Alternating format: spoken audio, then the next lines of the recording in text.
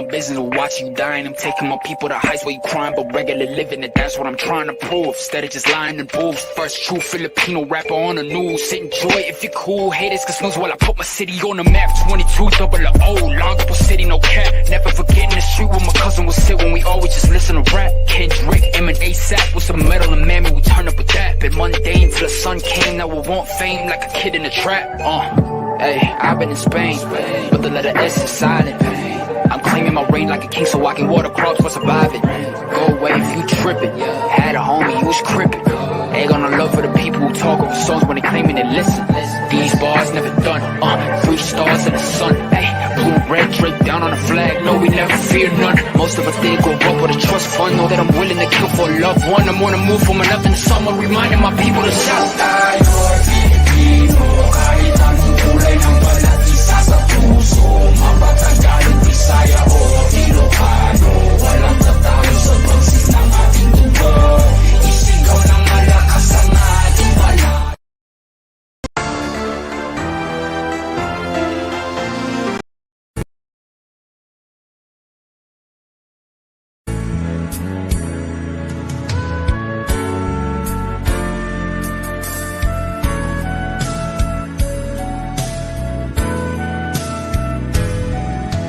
Kumusta ka? Ikaw ay walang pinag-iba. Ganyan ka rin, tayo ay huling magkita. Tandang-tanda ko pa, habang ako'y papalayo, tinitignan kita hanggang wala ka na. Kumusta ka? Halata na, daigdig mo ngayon ay kay saya. Siguro ay nagmamahal ka na ng totoo. Sabay katulad ko nung tayong dalawa. O kay tagal na ako'y nag-isip at naghintay, makita ka mayakap at muli kang mahakal. Ngunit ngayong nangyari na, ako ay nauutal. Walang masabi kundi kumusta ka. Sa aking mga kaibigan, na ni minsan ay hindi nawala sa aking isipan, pagmamahal, magpakailanman sa aking puso. Sa iyo, kayo, at sa lahat ng tao. Kumusta ka? Ikaw ay walang pinag-iba. Halata na, daigdig mo ngayon ay kunong tayong dalawa. O kay tagal na ako'y nag-isip at naghintay, makita ka mayakap at muli kang mahakal. Ngunit ngayong nangyari na, ako ay nauutal. Walang masabi kundi kumusta ka. O kay tagal na ako'y nag-isip at naghintay, makita ka mayakap at muli kang mahakal. Ngunit ngayong nangyari na, ako ay nauutal. Walang masabi kundi kumusta ka. Kumusta ka? Ikaw ay walang pinag-iba. Walang masabi kundi kumusta ka.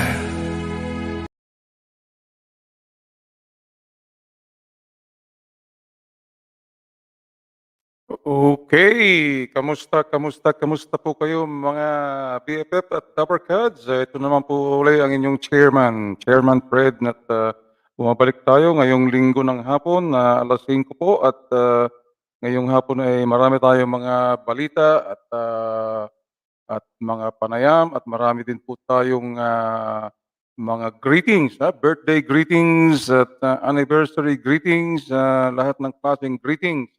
At sana po ay tayo masamahan. Meron po tayong guest, another guest na kasama natin sa broadcasting at public service broadcasting. Ayan. So kagaya po ng ating pinakitang promo kanina ay ang guest po natin ay while surprise po, surprise. Mamaya na natin po ipakilala. At mamaya sa second half ng ating programa ay ating ipapakilala ang ating guest. Okay. At ngayon po samantala marami po tayong pangyayari na dapat nating ibalita dito po sa ating napakagandang siyudad, the most livable city, one of the most livable city in the world, Melbourne. Pero after nung nangyari nung ang mga pangyayari nung last week, baka medyo bumaba na po yung rating ng ating siyudad ng Melbourne as being the livable city. Tunghayan po natin ang mga pangyayari. Unang-una na po ay yung mga demonstrator, yung mga demonstrator na nagpoprotesta ng tungkol sa what they call this compulsory vaccination, especially yung mga nasa building industry, yung mga building workers po. Meron silang compulsory po ang tinalaga ng state government sa kanila na magpa-vaccine.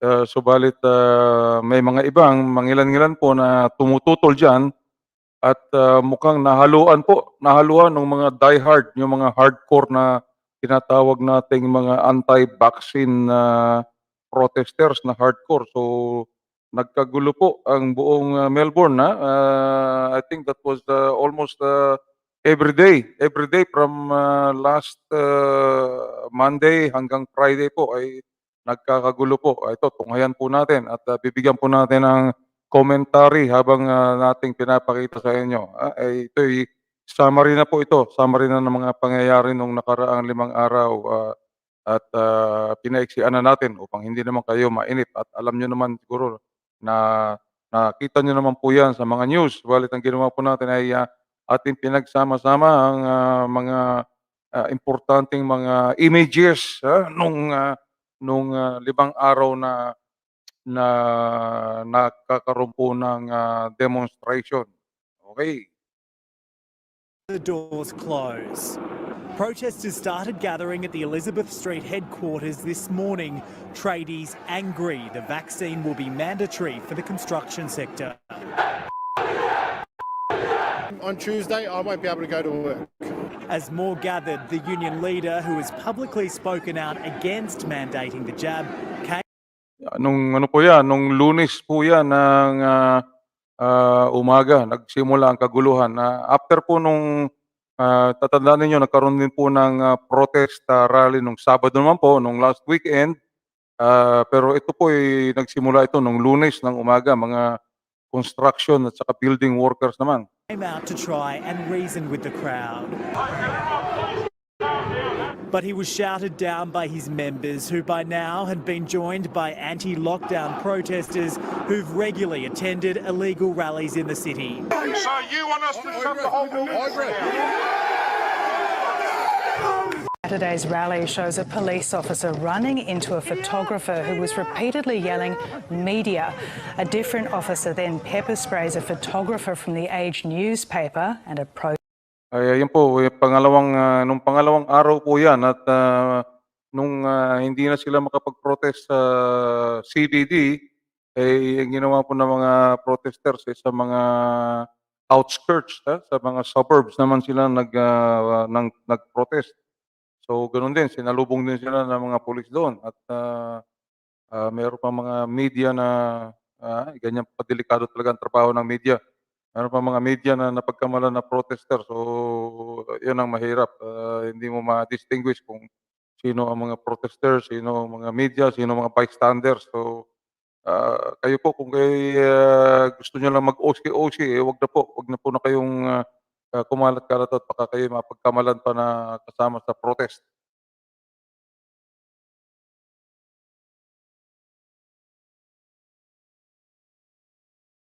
protester while she's on the ground. The Age is lodging a complaint with police. Everyone lay down. Professional Standards Command is also investigating what happened to the woman.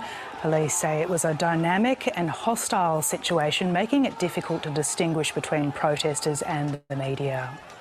We are continuing to see these live Yan pictures po, nung coming into us in what is the araw third na day yan of po, demonstration. pangatlong araw, Miyerkules na po yan at bumalik na naman ang mga protesters sa CBD, subalit hindi na po doon sa headquarters ng CFMEU, Construction, Forestry, Mining and Electricals Union.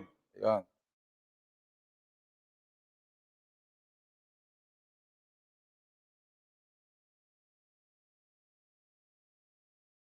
Demonstrations in Melbourne's CBD by people who are protesting lockdowns there in Victoria, the construction sector 2-week pause and also mandatory vaccination policies. You can see from these pictures coming in that we are seeing now a growing number of protesters joining in what began with a handful to 100 earlier. It does now seem like we are seeing more people trying to get into the city to join these protests again. From the pictures, we can also see that there are hundreds of police there too. There is a strong police presence in the CBD. Of tradesmen and women, but it does seem, though, that there are certainly those more violent elements now coming out on that third day of protests. We can hear people shouting. We can hear police certainly not taking any chances. We've already heard from the Chief Commissioner that police have significantly bolstered their resources today. They are also going to be employing different tactics in order to disrupt the protest movement. We've seen them really go through many city streets in Melbourne CBD this morning. They've been hovering around Flinders Street, Swanston Street. It now seems they are coming much closer to the CFMEU headquarters. They've kind of turned a corner now, and there could be a potential for them to come up the north end of Elizabeth Street, which is where that CFMEU headquarters is. This morning we've already seen a public holiday in the park turns into a battleground.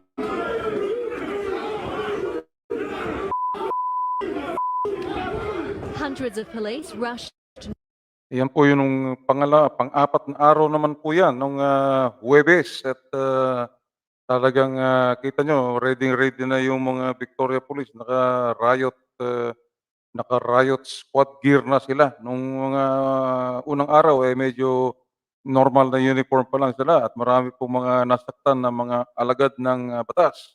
At subalit ngayon po nung Huwebes na mukhang handang-handa na po talaga sila, complete full riot gear. Northcote to chase dozens of self-proclaimed freedom fighters. I'm not an anti-vaxxer. I'm not a COVID denier. I believe in the freedoms, the sake of freedom. A handful were caught. Most simply ran away. There was also a strong police presence in the city, forcing protesters into the suburbs. Valuable resources stretched across Melbourne on a fifth straight day of anti-lockdown rallies. Travel, they think that everything will be solved by taking a horse deworming tablet, ivermectin, that gives... Hospital, a protester who attended Wednesday's rally so sick with COVID they needed urgent treatment. Police say they'll be out in strong numbers right across the weekend as protesters bicker among themselves online about staging a bigger demonstration tomorrow. Ito naman po yung panglimang araw nung Biyernes po yan at nakita nyo, lumipat na naman ang mga protesters, mga demonstrators sa may St. Kilda, sa may Luna Park. At doon na naman talagang mabilis ang kanilang pag-move. Mukhang may plano sila. Subalit nakahanda na rin po ang mga pulis at nandun na rin po lahat sila sa may St. Kilda area, Luna Park, Foreshore area. At tignan po natin at marami rin pong nahuli nung araw na yan.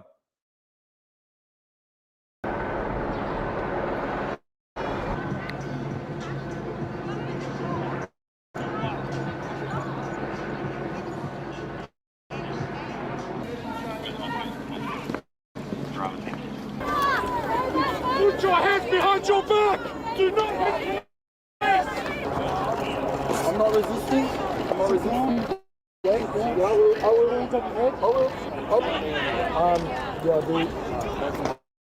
Yeah, I just need to get out. Police doing the wrong job! Doing the wrong job, Vic Paul. F you! Yeah, f you, dog! Hey. F you, mate!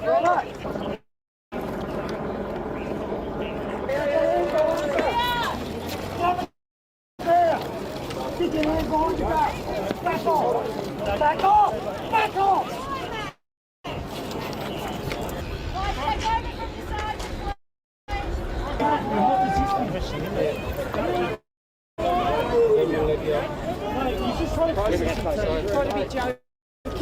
Tell them I'm a grandmother.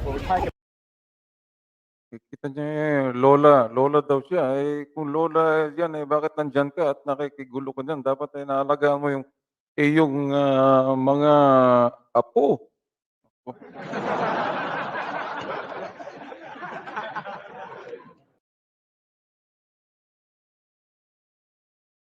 Kids over there.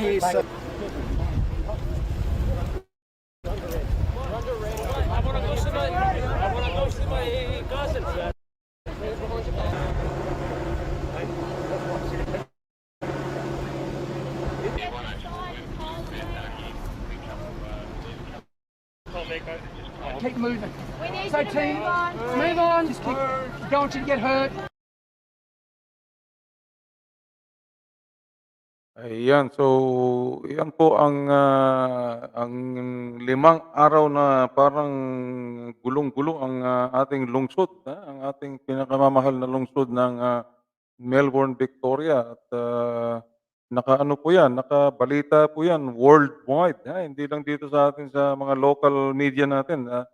Buong mundo po yan ay tumambad sa kanila ang mga pangyayari dito sa atin sa Melbourne, sa Victoria. At yun po ay dahil lang sa kanilang anti-vaccine, hindi anti-COVID, anti-vaccine.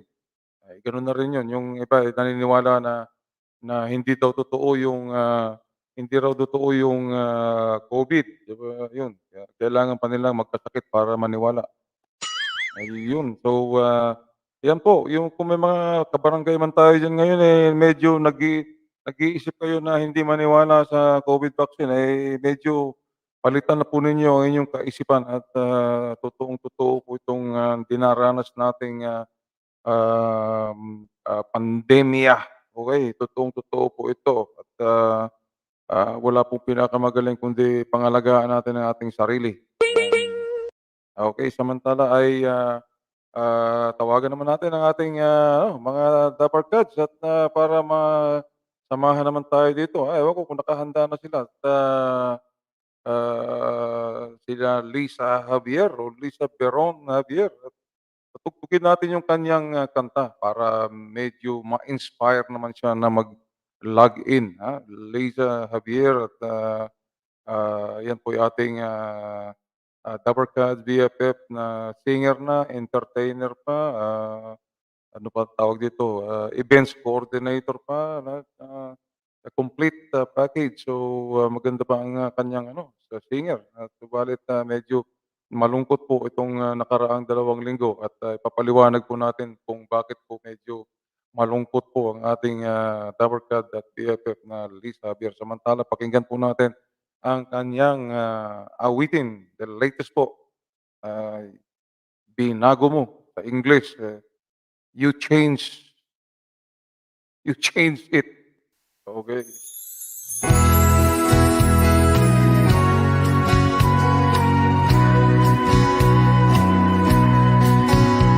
Bakit ang puso kong ito'y kumakaba? Di maintindihan kapag kita'y nakikita. Sa sulyap mo't mga ngiti, ako'y nadadala. Litong-lito, di maintindihan. Isa din pala kita ng naramdaman. Kung bakit tayo'y nauwi sa totohanan, buhat ng tanggapin kita. Sabi ko'y ikaw na, dahil unawa mong aking nakaraan. Dahil sa'yo, naghilom ang sugat sa aking puso. Buhay ko'y nagbago, ikaw ang nagturo. Sa piling mo, aking naramang inaluluha pa. Ngayon'y naging makulay ang mundo.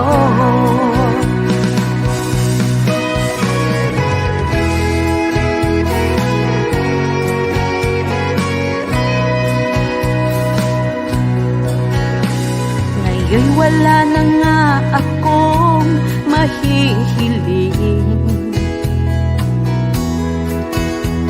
basta't kapiling ka, ito'y sapat na sa'kin. Sa tunay mong pagmamahal na sa'kin binigay, pangako kong ito'y aking iingatan. Dahil sa'yo, naghilom ang sugat sa aking puso. Buhay ko'y nagbago, ikaw ang nagturo. Sa piling mo, aking nalamang dinaluluha pa. Ngayon'y naging makulay ang mundo. Dahil sa'yo, naghilom ang sugat sa aking puso. Buhay ko'y nagbago, ikaw ang nagturo. Sa piling mo, aking nadamang inaluluha pa. Ngayon'y naging makulay ang mundo. Ikaw ang nagpakulay sa aking mundo.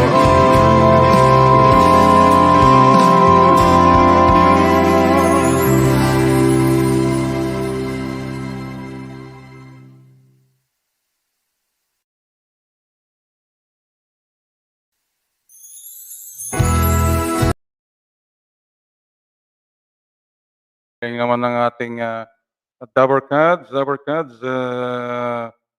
Liza Bier. So come in, Liza, if you're in, come in. At ganoon naman si Gina Lagak Agustin, maya-maya po ating ipasok na yan. Ha? Subalit, unahin na po natin lahat ng mga balita natin dito sa Victoria. At kagaya po na sinabi natin kanina, ay mukhang nabawasan po ang ating pogi points bilang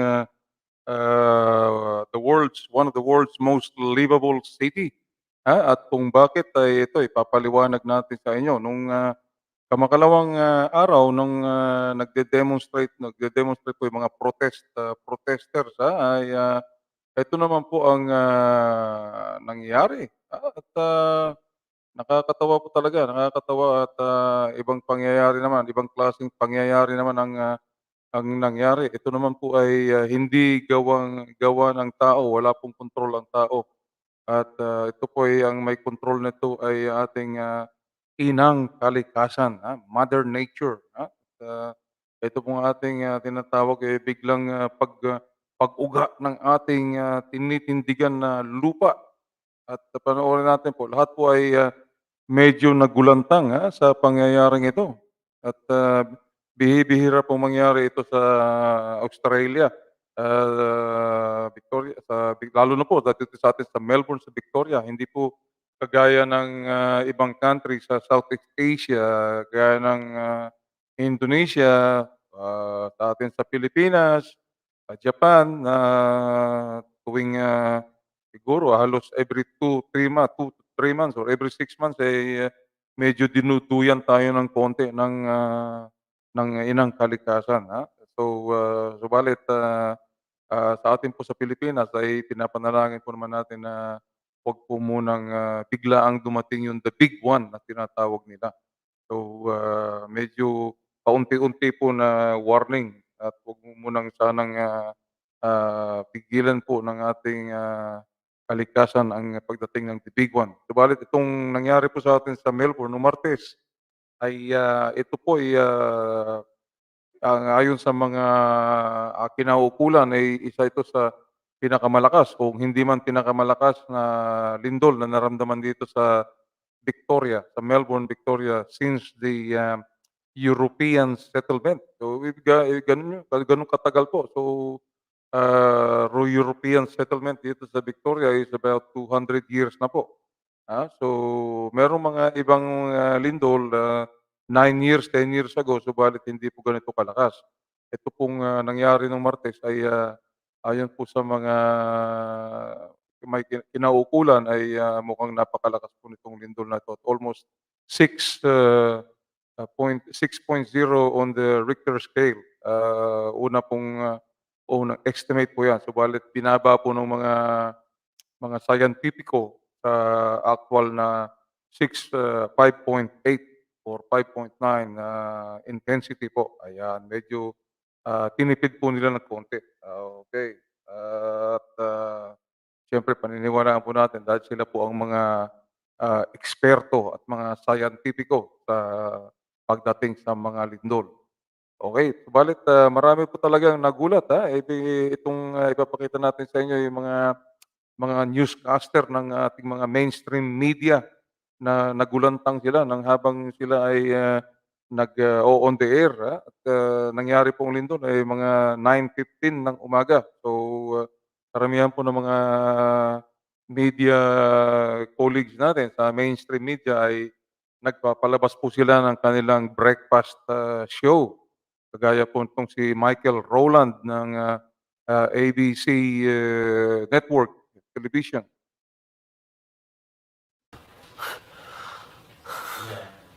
Oh, I've never had an earthquake in here before.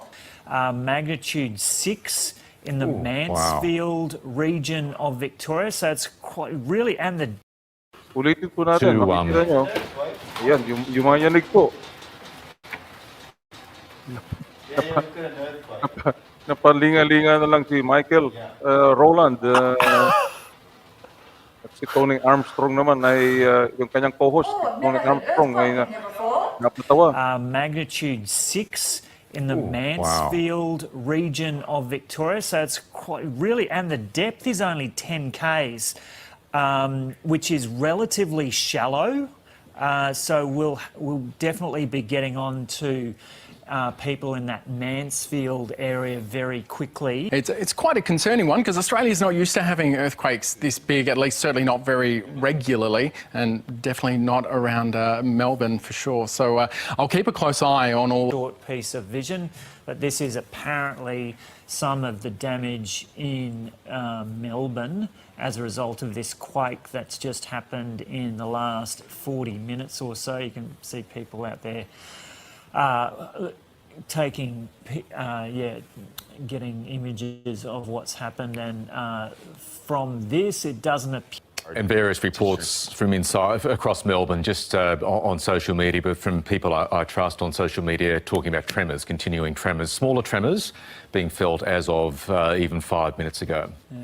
And we're just, I guess we can expect that to continue considering the strength of this. And these are some more pictures we've just got coming in of some of the damage that has occurred. I'm not sure if that's a different angle on the same building or not, but yeah, this is the first time we're seeing this. But yeah, obviously some damage on the streets of Melbourne, and yeah, those kind of, it's unsettling to see those clouds of dust that you see inevitably in the first pictures after an earthquake, when there are parts of buildings that have fallen down and the dangers associated with that.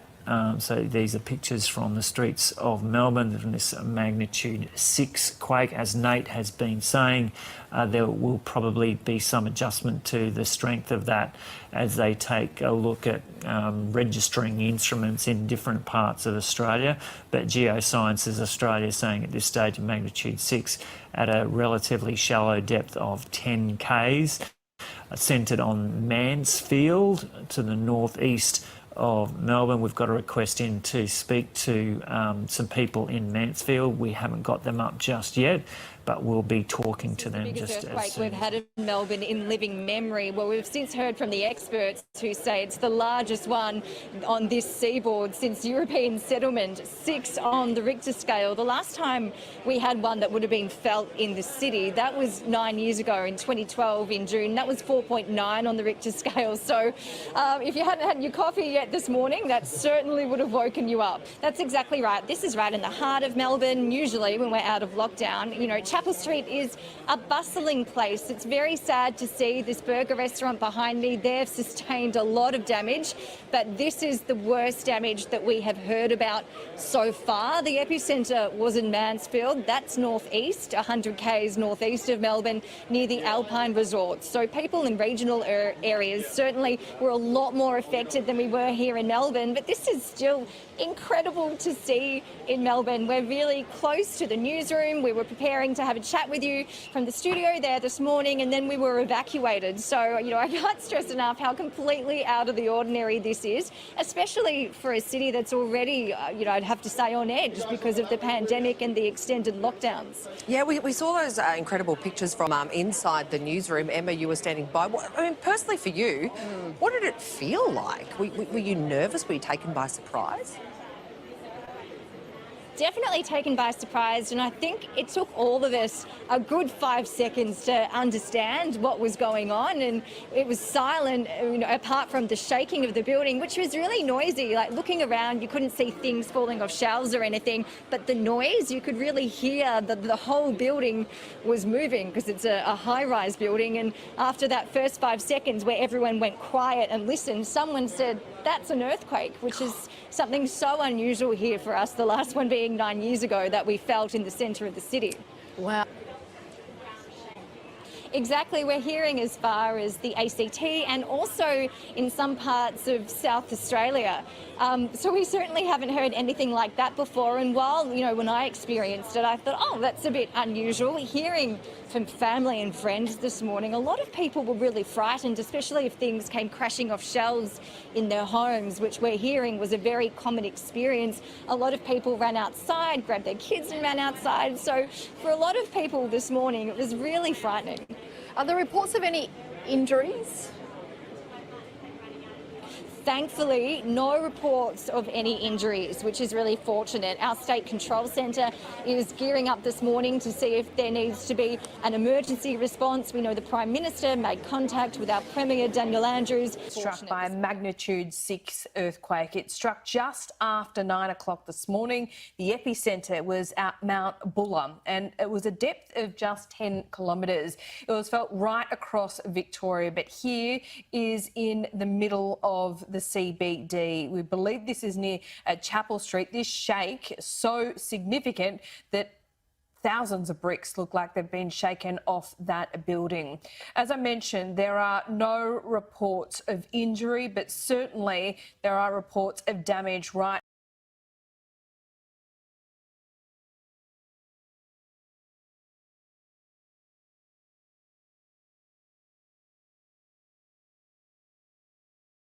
gulat po sila dahil first time nga daw na ganito kalakas na nangyaring earthquake on the eastern seaboard. Ibig sabihin dito sa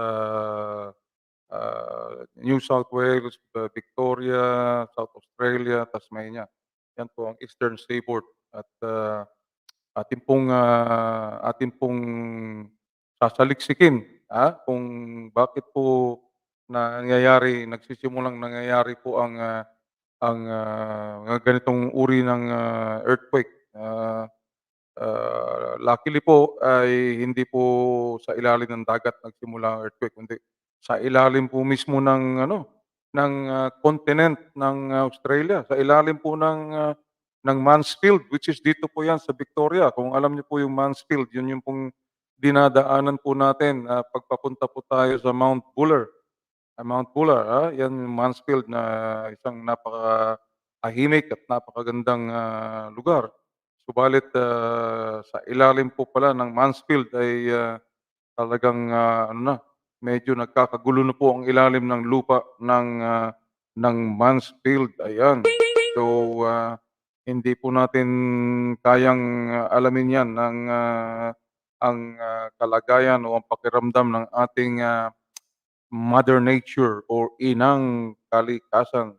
Ayan. So talaga pong wala po tayong magagawa kundi ang mag-ano na lang po, manalangin. Okay.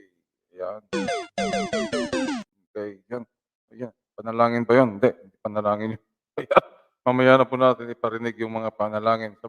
Samantala ay break muna tayo, patugtog muna tayo at naaral natin to sa mga birthday celebrants natin na maya-maya ay atin ang ipaparinig sa inyo.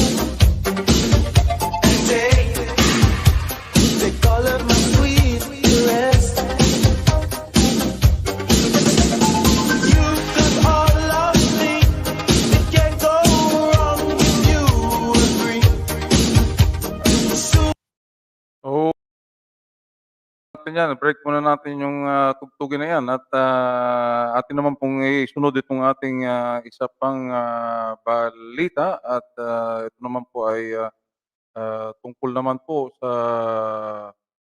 dito po sa atin sa Australia pa rin po ito at ito ay magandang balita pagkatapos po ng mga medyo nakakalungkot na balita na kaguluhan ng mga protesters ng 5 araw at tayo po ay medyo ginulantang din ng ating Mother Nature o inang kalikasan. Ito naman po ang magandang balita buhat sa ating federal government. Ayan. Okay, so ano ba itong magandang balita na ito mula sa federal government, kundi ito po, ayan, para po lalo na po dun sa mga seniors natin, senior citizens natin at saka mga doon sa mga pensioners, meron na namang ayuda, increase ng ayuda. Struggling Queenslanders will have more cash with the Commonwealth boosting welfare payments.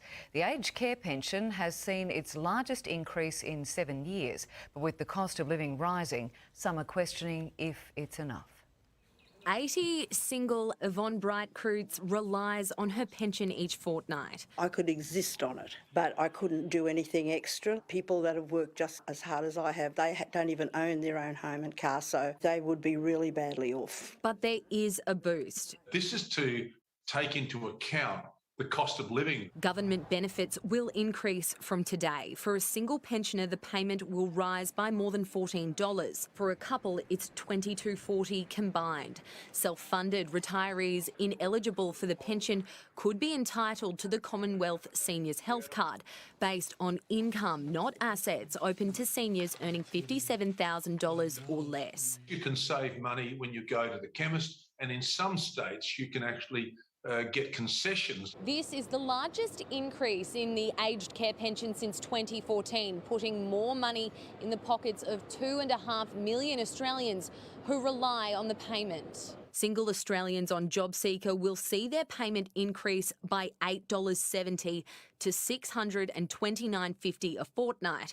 The single parent payment will increase by nearly $12 to $874. We could do with that money, not just pensioners, but people who are down and out. Making life a little easier. Georgia Terry, 7 News. Okay, palakpakan po natin ng ating mapagkawang-gawang gobyerno dito sa Pilipinas at hindi na po natin masasabi yan. Kaya sa mga dabarkat, mga kabarangay, malaking bagay po at tayo po ay magpasalamat at nandito po tayo sa medyo maayos na sistema ng ating bansa dito sa Australia. Subalit huwag po natin kakalimutan ang ating mga mahal sa buhay, yung mga kamag-anak na naiwan po sa Pilipinas, lalo na po yung mga medyo naghihikahos. Ngayon naman, ito ay magandang balita rin sa mga biyahero naman, yung mga gustong-gusto ng lumipad, of course, sakay ng eroplano at hindi po yung lumilipad na sariling pakpak at mahirap po yun. Bihira lang po ang nakakalipad ng ganyan at alam po natin may isang partikular na probinsya diyan sa atin sa Pilipinas, subalit hindi na po natin babanggitin at baka tayo ay putaktihin ng tawag at reklamo. Alam niyo naman si Roy Carbonco lang ang nakakalusot na magpatawa sa pamamagitan ng pagbanggit ng mga Bisaya. Subalit tayo ay mahirap na po at baka maya-maya lang nagre-ring na yung ating telepono at may nagrereklamo. Okay. Okay, hopefully you are listening, Barangay, Barangay Roy Carbonco, yung Kabalin Roy Carbonco. Okay, mamaya ay handugan kita ng awitin na gustong-gusto mo. Yung ating Kabalin Roy Carbonco ay malayo pa lang ay kita niyo na, kita niyo na si Roy Carbonco at of course, alam niyo na ang ibig nating sabihin. Malayo pa lang kita niyo na. Okay. Okay. Alright, okay. Medyo maraming gustong gumaya kay Roy, subalit hindi po nila magagaya. Isa lang po yan, original po yan. Yan lang po na original at talagang yung kanyang wardrobe ay talagang punong-puno ng kanyang mga tinatawag na made to order na mga decolores na yan. Ayan. Okay. Okay. Now, yung susunod po naman natin na balita ay ito, nasaan na tayo? Tungkol po naman sa update natin, update sa update sa COVID-19 update po. Ayan, ito ang ating balita. Susunod. Nagsimula po ang ating COVID-19 ay nasa 200 nung ilang 2-3 weeks ago, nasa mga double digit, pagkatapos I think 2 weeks ago naging 100 plus, naging 200 plus, 300 plus. Itong week po na ito, ang ating COVID infection rate ay pumalo po sa 500. Nako. Nakakatakot. Okay. Ngayon, tingnan natin po si Martin yung ating Minister of Health, right. At kung ilan po ang pag-increase ng COVID-19 infection nitong nakaraang anim na araw mula nung Lunes. Has recorded 567 new COVID cases and sadly one new death. Opening up but making sure our health system is not overwhelmed. Certainly modelling provided to the Victorian Government by the Burnett Institute. It's some pretty dire warnings that once we open up, we will reach a peak of daily cases mid-December at 4,500. We spoke to a nurse on Today on 9 a little earlier that said the hospital she's in is already at capacity. We're already at capacity. We're trying to make room more, as I'm sure state is. We just don't have any beds. We don't have all those beds at the moment. We reported 603 new cases yesterday of the Victoria. Yan po, nung ano po yan, nung Martes po yan. This brings us to exactly 6,000 active cases across the Victorian community at the moment. Sadly, a woman in her 70s from the Hume region passed away, and we pass on our deepest condolences to her family, friends and community. Yet another reminder about the tragic toll that COVID brings. There are currently 241 people in hospital with COVID-19. 60 of these are in ICU and 39 on a ventilator.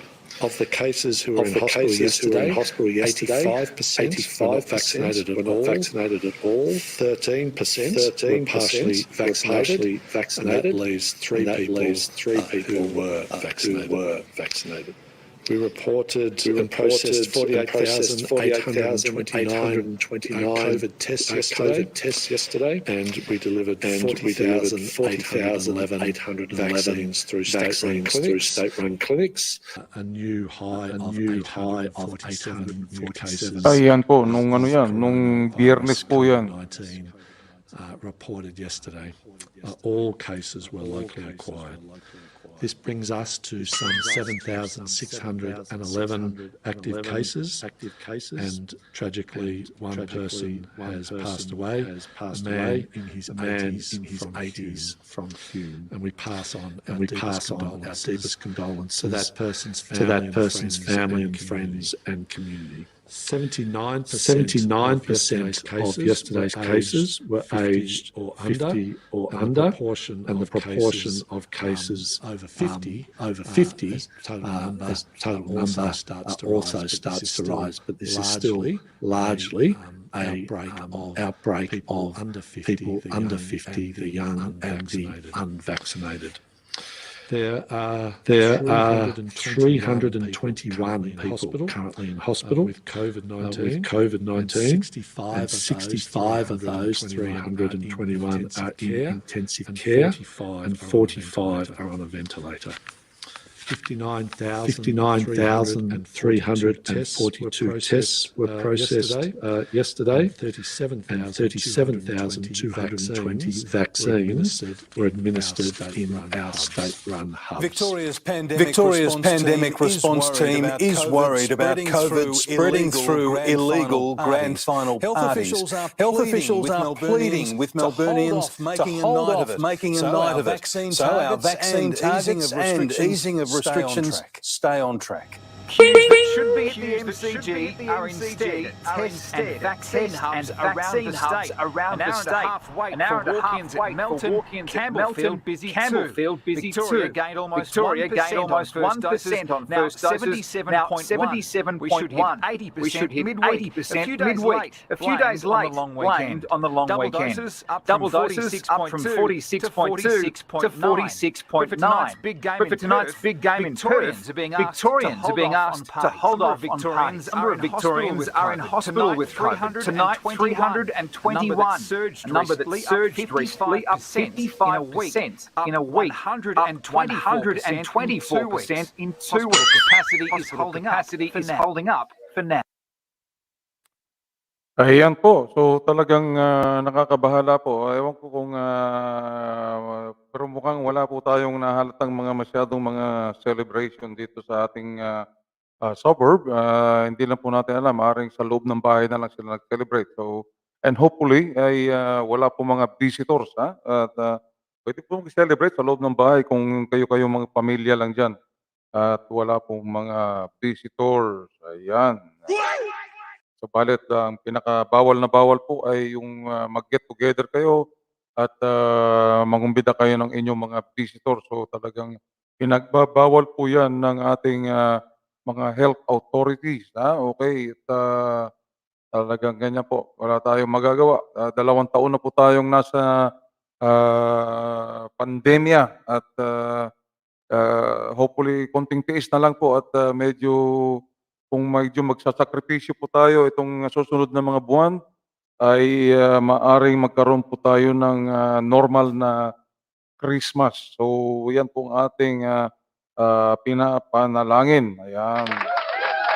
So sakali, subalit wag po tayong pakakasigurado at kailangan tumaas po yung ating vaccination rate para medyo gumanda ang ating control ng COVID-19. So, ikukumpara po natin sa mga taga Sydney, mukhang nakakaangat na naman po ang New South Wales kumpara po dito sa atin sa Melbourne. Ay, mga taga Sydney, nung nakaraang 2 linggo po ay medyo pinapanood po natin ang Sydney at palala ng palala ang kanilang sitwasyon. Subalit lately ay medyo gumanda-ganda ang sitwasyon ng mga taga Sydney. At medyo nakabawi po sila. Ang kanila pong infection rate ay bumaba na sa 1,000 mark at ang kanila pong mga vaccination rate ay tumaas na po. Ito po, panoorin po natin kung ilan po ang latest na highest mark ng Sydney. A volcano in the Canary Islands has erupted for the first time in 50 years. Triggered after 1 week of seismic activity, it's creating a dangerous... Teka, mali po. Mali po ito. Ito po. Ayan, ito po ang Sydney. Ayan. New South Wales has hit another vaccine milestone. 85% of us have now had at least one COVID shot. It puts us on course to hit 90% with new evidence vaccine hesitancy has slumped to an all-time low. At bus stops and by the busload, vaccine hesitancy is being driven out. I had a few friends that were hesitant, but not anymore. I think everyone just wants to get out of lockdown now. Almost a third of Australians were unsure of the vaccine in May. Fast forward to September and only 9% object to the jabs. People want to go back to normal. In a few weeks, Sydney is going to reopen, so people want to go back to their life. Thousands changing their tune thanks to freedom incentives. 32% of people support opening once we reach 80% fully vaccinated, while 33% want to open sooner. A quarter of respondents would prefer waiting until we reach 90%. As we continue to count the days to freedom, there's continuing confusion about exactly what it will look like, with the retail sector saying legally they won't be in a position to turn away the unvaccinated. Alternative being considered by the New South Wales government is asking customers to check in store to store, putting the onus on small retail staff to turn the unvaccinated away. Ayan, so medyo habang tayo ay medyo nagkakagulo po rito sa Melbourne ay medyo nakaangat na po ang New South Wales o ang Sydney sa atin. Ang kanilang vaccination rate ay pumalo na po sa more than 80 at mukhang magluluwag na sila at magbubukas sila. Subalit ayon kay Premier Dan ay okay lang na mauna magbukas sa Sydney at panonoorin daw muna natin o obserbahan daw natin kung ano po ang mangyayari sa kanila kapag po sila ay nagbukas. So talaga pong ating dalawang siyudad na ito, pinakamalalaking lungsod sa Australia, Sydney at Melbourne ay nagpapakiramdaman. Yung ating pong mga circumstances dito sa Melbourne at sa Sydney ay hindi po kagaya ng ibang mga capital cities like Perth at Adelaide kung saan po mahina po talaga kaya po nilang kontrolin ang pandemic, ang infection rate ng COVID-19 dahil sila po ay sobra-sobra sa social distancing. Yan po ang alamang nila sa atin. Okay. Talaga pong whether they like it or not, ay kailangan pong naka-social distancing po sila dahil talagang malalayo po ang mga bahay nila sa isa't isa at malaki po ang kanilang density rate sa Adelaide at saka sa Perth. At lalong-lalo na po sa Queensland. At ang Queensland na po ay napakalaki po niyan. Subalit ang population po nila ay of course maliit lang. Kaya talagang talaga pong pwede silang mag-social distancing maski hindi po pinag-uutos ng gobyerno. Ayan, okay. Alright. So, samantala tayo dito sa Melbourne at saka sa Sydney, pag nakita niyo naman pagka normal at ordinaryong araw ay halos na sa mga sa kalsada lang talagang bumper to bumper ang traffic samantalang sa mga train station naman po, kung kayo ay nagtatrabaho sa city at during a normal Monday morning at pagpasokan po ay talagang halos ilog po ng tao ang dumadaan sa train station. Yan po ang ating example dito sa Melbourne at sa Sydney. Talagang dumadaloy po, umaagos po ang tao. Yan. Alright. So ngayon ay may social distancing po ay kailangan layo po, hindi na po pwedeng magdikit-dikit. So mamaya po meron tayong ipapakita nananawagan ng mga kababayan natin at gusto nila na ipag-alisin na po yung social distancing dahil nawawalan po sila ng hanap buhay. Ito po mamaya po ipakita natin kung sino po itong mga nawawalan ng hanap buhay dahil sa social distancing. Samantala ay ano naman, pakita po naman natin ang tungkol dito naman po sa Pilipinas naman. Sa Pilipinas ay balitang ibang bansa. Okay, bago natin tawagan ng ating kaibigang kasama po sa paglilingkod na serbisyo publiko at nakaabang na po at subalit bibigyan po natin ng proper na timing bago natin siya tawagin. So pakita muna natin itong balita from overseas sa atin po sa Pilipinas. Ito po ang mga pangunahing balita buhat sa atin sa Pilipinas. Okay. Okay, ito po. Ayan. Okay, lumabas na po lahat ng mga potential candidates. Tatlo na po ang lumabas na kandidato. Sinimulan ni Pacman, sinundan ni Isko, at pangatlo po ay si Bongbong Marcos, si BBM. At pang-apat po dyan ay si Ping Lacson at saka si Tito Soto. So apat na po yung nag-declare ng kandidatura bilang pagkapangulo. Naku po. Samantalang si Vice President Leni Robredo ay medyo nagpapatumpik-tumpik pa rin. Panoorin po natin. Ipinroklama ng PDP Laban Pacquiao faction si Senador Manny Pacquiao bilang pambato ng kanilang partido sa pagkapangulo sa eleksyon 2022. Nangyari yan sa kanilang National Convention. Binigyan rin ng partido si Pacquiao ng kalayaang mamili ng kanyang magiging running mate. Tinatanggap ko po ang inyong nominasyon sa akin bilang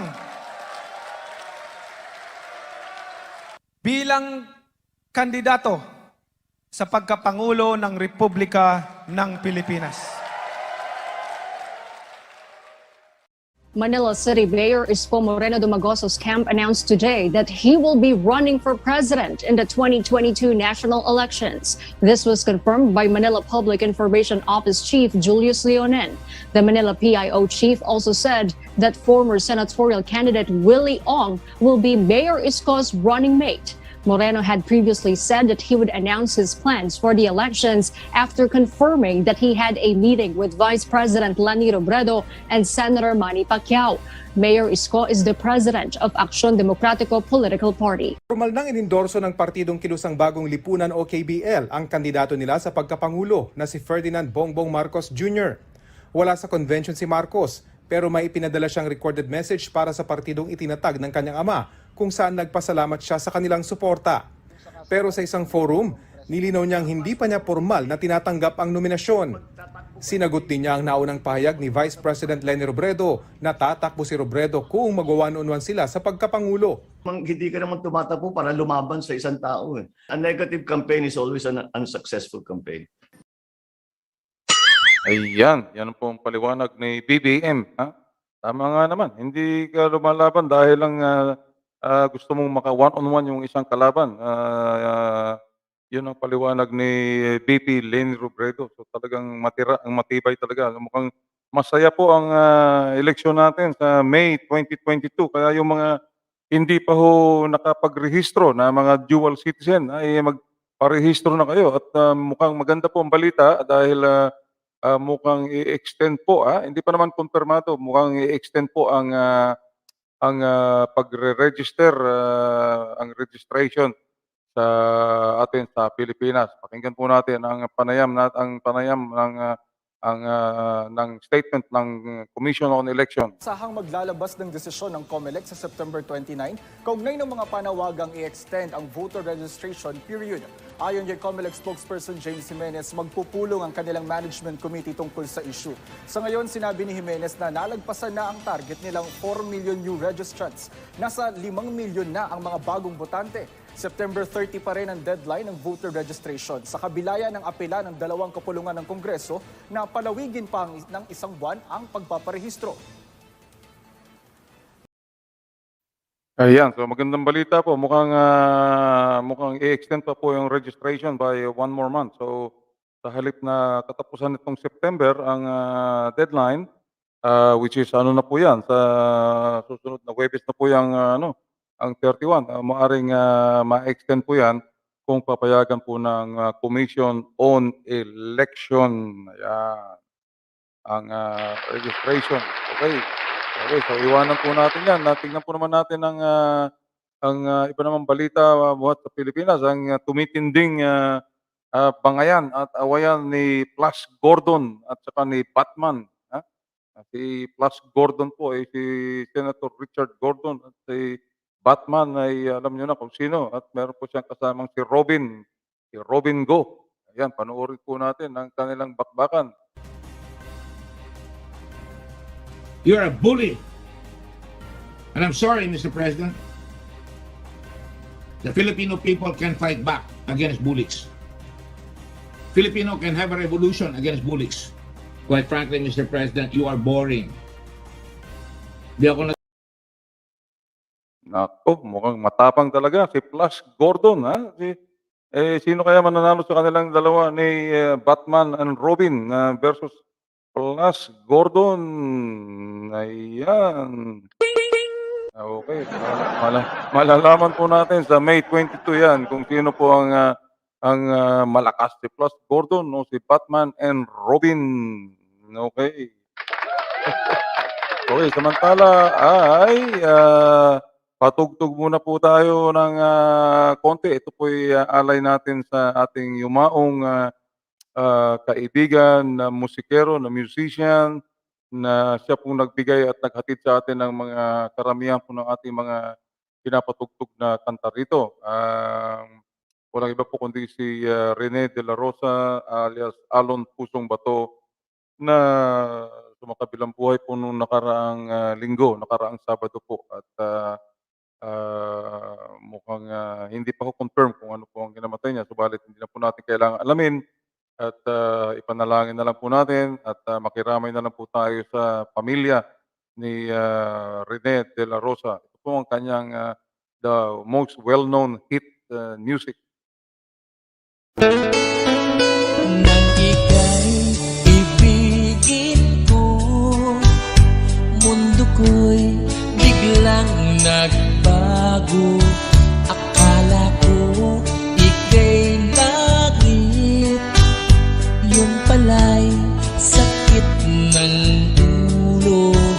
Sabi mo noon sa'kin, kailan may di magbabago. Naniwala naman sa'yo, ba't ngayon'y iniwan mo?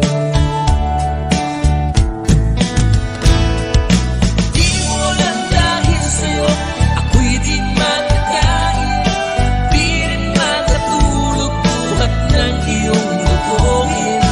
Kung ako'y muling iibig, sana di maging katulad mo na may pusong bato. Kahit saan naman ngayon, dinggin mo itong awitin. Baka sakaling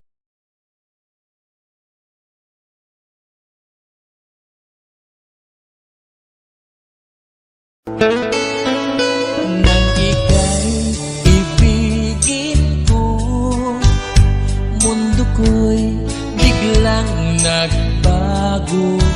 Akala ko ika'y langit, yung pala'y sakit ng ulo. Sabi mo noon sa'kin, kailan may di magbabago. Naniwala naman sa'yo, ba't ngayon'y iniwan mo? Di mo lang dahil sa'yo, ako'y di makakain, di rin makatulog buhat ng iyong lukuhin.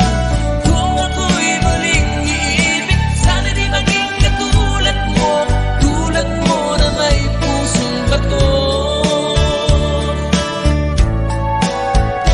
Kahit saan naman ngayon, dinggin mo itong awitin. Baka sakaling ika'y magising, ang matigas mong damdamin. Di mo lang dahil sa'yo, ako'y di makakain, di rin makatulog buhat ng iyong lukuhin. Kung ako'y muling iibig, sana di maging katulad mo na may pusong bato.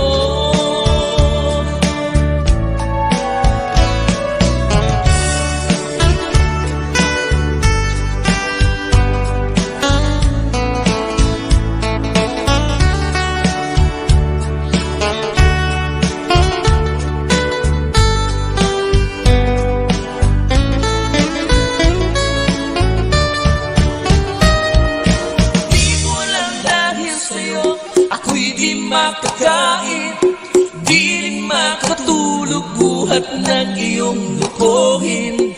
Kung ako'y muling iibig, sana di maging katulad mo na may pusong bato. Di mo lang dahil sa'yo, ako'y di makakain, di rin makatulog buhat ng iyong lukuhin. Kung ako'y muling iibig, sana di maging katulad mo na may pusong bato. Tulad mo na may pusong bato. Tulad mo na may pusong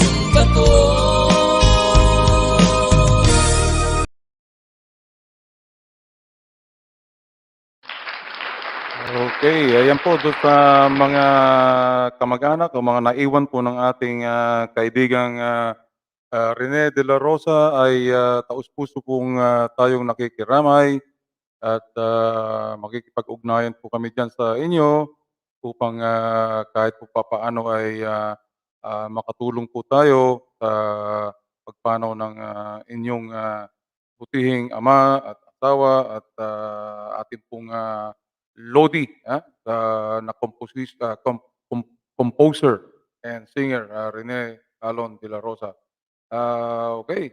Kanina po ay sinabi ko sa inyo na meron pong mga tao po sa Pilipinas na nananawagan at nagmamakaawa na maalis na rin po yung social distancing. Ito para kasi apektado po yung kanilang mga hanap buhay. Ito po, tunghayan po natin itong mga taong ito na apektado po yung kanilang hanap buhay. Nananawagan po sila kay Pangulong Rodrigo Roa Duterte na alisin na po o i-lift na po yung lockdown. Tignan po natin kung bakit, ano pong dahilan nila. Nananawagan po ako dyan sa gobyerno natin sa Pilipinas, lalong-lalo na po kay Pangulong Duterte. Sana po makarating po ito sa kanya. Huwag lang po puro frontliners, huwag lang po puro doktor, hospital, police. Hindi lang po sila ang apektado ng pandemic na to. Meron pa pong mga tao na pinaka-apektado, katulad po ng mga kapatid nating mandurukot. Hindi po sila makapangdukot dahil po sa social distancing na dala ng pandemic. Isipin nyo rin po sila, kapatid pa rin po natin sila, kapwa Pilipino pa rin po natin sila. Sana po bigyan nyo po ng solusyon yung problema nila dahil po may mga pamilya na rin po silang binubuhay. Yung mga kapatid nating mandurukot, 1 taon mahigit na po sila hindi nakakapandukot dahil sa social distancing. Sana po magawa ng aksyon. Maraming salamat. Nananawagan po ng ating ibang mga kababayan umaasa lamang sa dikit-dikit pagka social distancing po ay hindi po uubra yung magkadikit-dikit na mga tao. So wala po silang hanap buhay. Okay, ngayon po naman ay excited na tayo na tawagan ang ating kaibigan at kasama sa public service na ito po ay isa po sa mga batikan nating broadcaster at siya po ay ang namumuno ngayon bilang convener o chairperson. Ang tawag po nila ay convener sa Filipino Radio Program o Radio Group sa isa pong pangunahing community radio station dito sa Melbourne, sa Victoria, ang 3ZZZ 92.3 FM. Walang iba po kundi ang ating Tita Liz Honey. Welcome! Hi, good evening, Fred. Wow! Good evening. And good evening sa mga viewers at mga listeners ba? Mga listeners. Okay. Ang galing Fred. This is the first time. Tita Liz. Hindi na kitawagin Tita Liz. Baka magalit ka sa akin na lang. No, it's okay. Liz It's na lang okay. po. Okay, that's okay. Oo. Ay, Kumusta kamusta naman? naman? Kamusta naman? Naku, talagang kami ay very blessed at thankful na napagbigyan mo tayo rito at magkakasama na naman tayo sa pagbibigay public service at pagbibigay pugay sa ating mga kababayan dito sa Melbourne. Lalong-lalo na ngayon, Tita Liz, sa panahon nitong pandemic na naka-quarantine tayo. Kailangan po nila. Kailangan nila ang information, public service, at of course entertainment. Yung mga trivia natin, yung mga entertainment natin, kailangan po niyan. Pero bago tayo pumasok sa ating mga paksa ay ano ba ngayon ang nangyayari sa atin sa 3ZZZ? Alam niyo naman na tayo po ay nung araw po ay kasama rin tayo dyan sa tropang 3ZZZ. So ngayon po si Liz Honey na po ang namumuno dyan. So ano pa ang mga programa ngayon na available sa 3ZZZ? Ang Triple Set, as you know, we have different community, di ba? So one of them is the Filipino. So ang Filipino programs natin apat for, every week may apat na shows tayo, every Tuesday, Wednesday, Friday, and Sunday. So because of the pandemic, ang nangyari ngayon is that we just recently, mga 2 weeks ago lang, we have been given a permission that pag gusto namin pupunta doon, we can, or we can do yung pre-recording. Kasi for the last few months, because of the pandemic, closed ang station. So what we're doing is we're doing the pre-recording. So we are very lucky. So we're very lucky kasi sa mga, we have about roughly mga 14 maybe 16 broadcasters, active broadcasters na Filipino. So group lang. Group lang. So we are so lucky, especially yung mga young ones, we're able to keep them kasi sometimes mga young ones they stay and they go. Pero ngayon they stay. Kasama tayo doon, Tita Liz, sa mga young ones. Mga young ones, of course naman. Yeah, so we have a girl, si Nelsie girl. She's the broadcaster every Tuesday. And siya ang gina-nominate ko na mag-record ng pre-recording. But now, si Beng De Leon, he's also doing pre-recording. Ako, I meant to do it, but I never got around to it. Pero yes, we're learning this new technology and we have to adapt, diba? Kasi, like you, tignan mo. Ang galing, dito lang the comfort of my home studio. Sa home mo yan? Using, kala mo, nasa proper studio ako. Dito lang yan, sa home studio lang yan. Pero, wow. All in the magic of digital technology. Digital technology. I don't have to go jump out into the car and travel, pero importante yung nabibigyan natin ng entertainment at balita at public service ang ating mga kabarangay at mga kababayan dito sa Melbourne. Hindi lang dito sa Melbourne, pati sa around the world, Australia, kasi ini-stream namin sa Facebook at sa YouTube ito. So hindi lang sa Australia, it's all over the world, di ba? All over the world, yes. All over the world. Ano ka na talaga? Sa studio sa Fitzroy, ngayon, all over the world ka na, ang face mo. Hey! Well, that depends kung mabubuksan nila yung kanilang Facebook. So, inuunan natin yung mga dabbercads natin from overseas, sa Pilipinas. Now, tell me, ano naman ang iba-ibang mga show ninyo? Ano mga flavor? Okay. Ang mga shows na... Okay. Every Tuesday from 10 o'clock till 11 a.m., we have Buhay Pinoy, Buhay Abroad. So we concentrate on Buhay Pinoy, say for the first half hour. The last half hour, we talk about Buhay Abroad. So we talk about mga OFWs or mga life niyong mga yung mga kababayan natin pumunta dito. So we talk about that one there, yung life nila dito and how they're finding it. So ganyan. So I have actually si Nelsie is one of the is a young girl and she's really focused on the young ones, sa mga youth, sa mga estudyante. So, she interviews them. Of course naman yung kabataan ng mga music. Yan. Ako naman parang matanda-tandang section. So, yun din kasi we take turns every Tuesday, we take turns. Okay. Kasama mo so ikaw Tuesday ka, Tuesday every second Tuesday kasi marami na kaming broadcasters. So of course naman mag-share kami, we take turns. And then Wednesday, we have the Hoy Pinoy. So alam mo naman yung Hoy Pinoy natin, yung Hoy Pinoy, dati pa rin.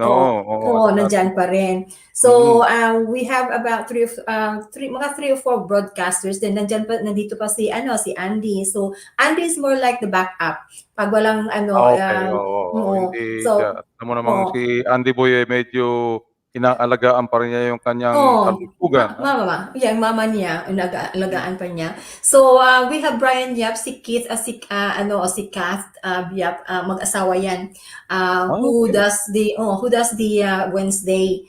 So, Friday naman, alam mo naman, si Mr. Beng De Leon, si Jenny Okay, Tiapco. Tito Beng, yeah, Oo, nako, yan. oo. Kumbaga, yung tatlong Z sa triple Z ay Yeah. copyrighted. Kumbaga, na ano niya na yan, nabili niya na yan.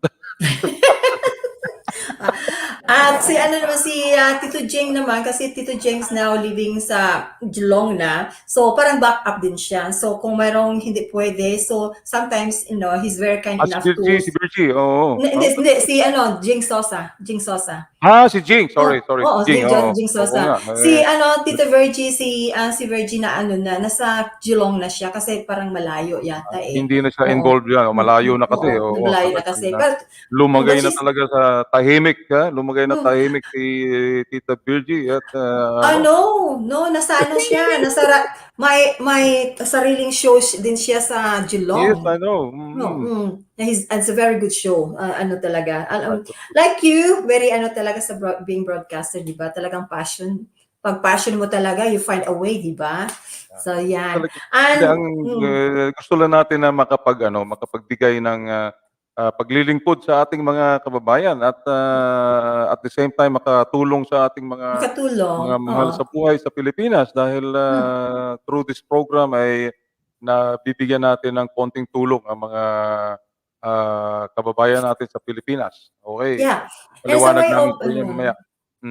So, ibang way naman to keep in touch sa kanila. So, lastly, yung Sunday program, which is Pinoy Light Shift from 11 to 12 midnight. So, kami we all take turns every Sunday. So, that's good. yeah, so which is Yung mga good. bata, yung mga yung mga kaedad ko, sila si Matt Melgarejo. Oo, si Tita Irma, si Ace. Ace is a young girl naman na estudyante. And then second Sunday ako and more like ang show ko is more like love and dedication. So marong mag-message sa akin kung anong gusto nila music. At tapos, so sometimes they send me something na parang i-message lang sa kanilang loved ones o baka ganyan ba? So it's yung good. mga relationship, hihingi sa'yo, Dear Tita Liz, gano'n. So, I'll try to be naman in more like in positive side. No, of course, that's right. So, and then yung third Sunday, si Mr. Sunny De Casillo, balik na siya from SBS, so nandoon na siya. So, he's got his own portion. Alam mo naman si Mr. Sunny every other Sunday yan, ha? Every third Sunday siya, every third Sunday. If you have time, Sunday, listen once to a month, so once a month siya. Once a month. And then yung last naman si Ace and Keith, mga kabataan naman yon. So yeah, na-spread ko yung mga broadcasters and it's good and it's working naman. Yeah. May tanong lang ako, yung bang program ninyo is naka-save pa rin kagaya nung dati na pwedeng patugtugin i-replay after the day of the program? I'm not too sure na because of the pandemic. Sometimes they do, sometimes it only stays there for a while. Kasi kailangan Pero mayroon pa ng live streaming, Pero you can probably go in there and if you want, you can mayroon silang website.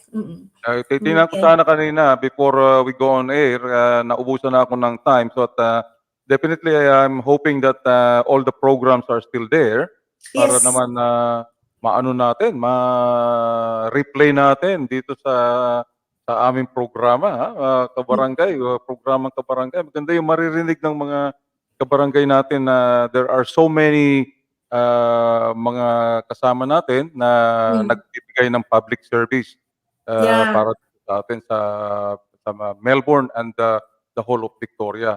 So, how are you feeling now? Matagal-tagal ka na rin dyan. Nakailang years ka na as broadcaster? Sa broadcasters, I got my license in 2014. So, ilan na yan? Mga 7 years, mga roughly. 7 ganyan. years So, na rin, ano? 7 or 8 years, So, yes, malapit na malapit mag 10 years. Time flies, ha? Time flies. Oo. As long as you're enjoying naman, I look forward every week. Pero because of this pandemic naman, sometimes meron kang you would like to do more things pero iba kasi, di ba? May Sa restriction publiko, talagang may very, very restrictions. limited. And Oo. Oo. that is But the we're ano, trying our best. Oo. yeah. Yan ang problema. Yan ang challenges ng karamihan ng mga traditional and conventional broadcasters, yung pandemic, yung restriction. Kasi there Yeah. are some stations na they cannot afford to open dahil nga sa mga restrictions, dahil yung mga ano nila, yung mga staff nila ay minsan ay malalayo ang tinitirahan. Oo, totoo. And maybe they were not able to get yung exemption Exemption. for their Actually, to travel. as I mentioned, mga roughly 2 weeks ago, we have been given a permissions. Pero only if ano talaga, like silang Beng at actually Sunny, they go there. Pero you don't have to. Pag ano lang na you can do it pre-recording, you can do that. Oo. Nagla-live Pero talaga sila. Talagang kasi na-miss yung mga na-miss ng mga tao like you, like what you're doing. Na-miss ng mga That's tao. right. Oo. Oo. Alam mo talagang iba yung feel ng iba yung feel pagka nakaharap ka sa switchboard, sa keyboard, sa keyboard at saka sa panel board ang tawag natin Yeah. diyan. Yeah. Iba talaga ang feeling, but eventually the product will still be the same, kung whether it's pre-recorded, live or virtual, kagaya ng ginagawa natin. Ang importante is napapaabot natin ang impormasyon at balita at entertainment sa ating mga Entertainment. kabarangay. Yan. Yeah. Na actually ang mga broadcasters actually they're doing really well. It's Friday, yung Wednesday, so very informative. Even though mga pre-recorded, they try to do yung mga research at try to put some mga news, mga entertainment, and interview. Hindi pa ako naka-interview kasi much parang challenging, but Beng De Leon, yes, he's done a few interviews. Noon, ano pa siya, he didn't know, pero ngayon parang na-overtake na ako sa technical part eh. Kaya mo yan, Tita Liz. So, ano yung interview nyo is Yes. over the phone lang ang interview. No, it's more like, pwede, tapos kina-record Mahirap, niya. mahirap ngayon na mag-live interview dahil hindi kayo pwede magkita-kita No, hindi, Pero he's right, doing you can fantastic live. job. That's right. And ang Filipino radio program are you still required to have certain number of members? Yes, per hour, gano'n? Yeah, each of the program, as you know, we require 40 members, di ba? At tapos, you need to have $4 hours $1,000. At 1,000. So, kaya kailangan we have to have mga 160 members. Of course Correct. naman due to pandemic, of course nag-drop na yung members. I have to be honest with you. At tapos para namang it's not only Filipino, ibang lahi din na yung mga members nila. Kasi in previous one, magdala ka ng form, di ba? Tapos you go to different places o ganyan. Pero ngayon, hindi na. It's okay sa mga bata-bata kasi you can say go to the websites, you can join, you can renew. Pero sa mga may edad na mga young ones na they don't know how to go to the websites, di ba? Kasi used na sila na binigyan sila ng ng form to sign, ganyan, di ba? So, parang naintindihan naman ng Triple Z. Yeah. Dapat nga yung mga may may edad, yun ang dapat marunong na mga email, yung mga may edad.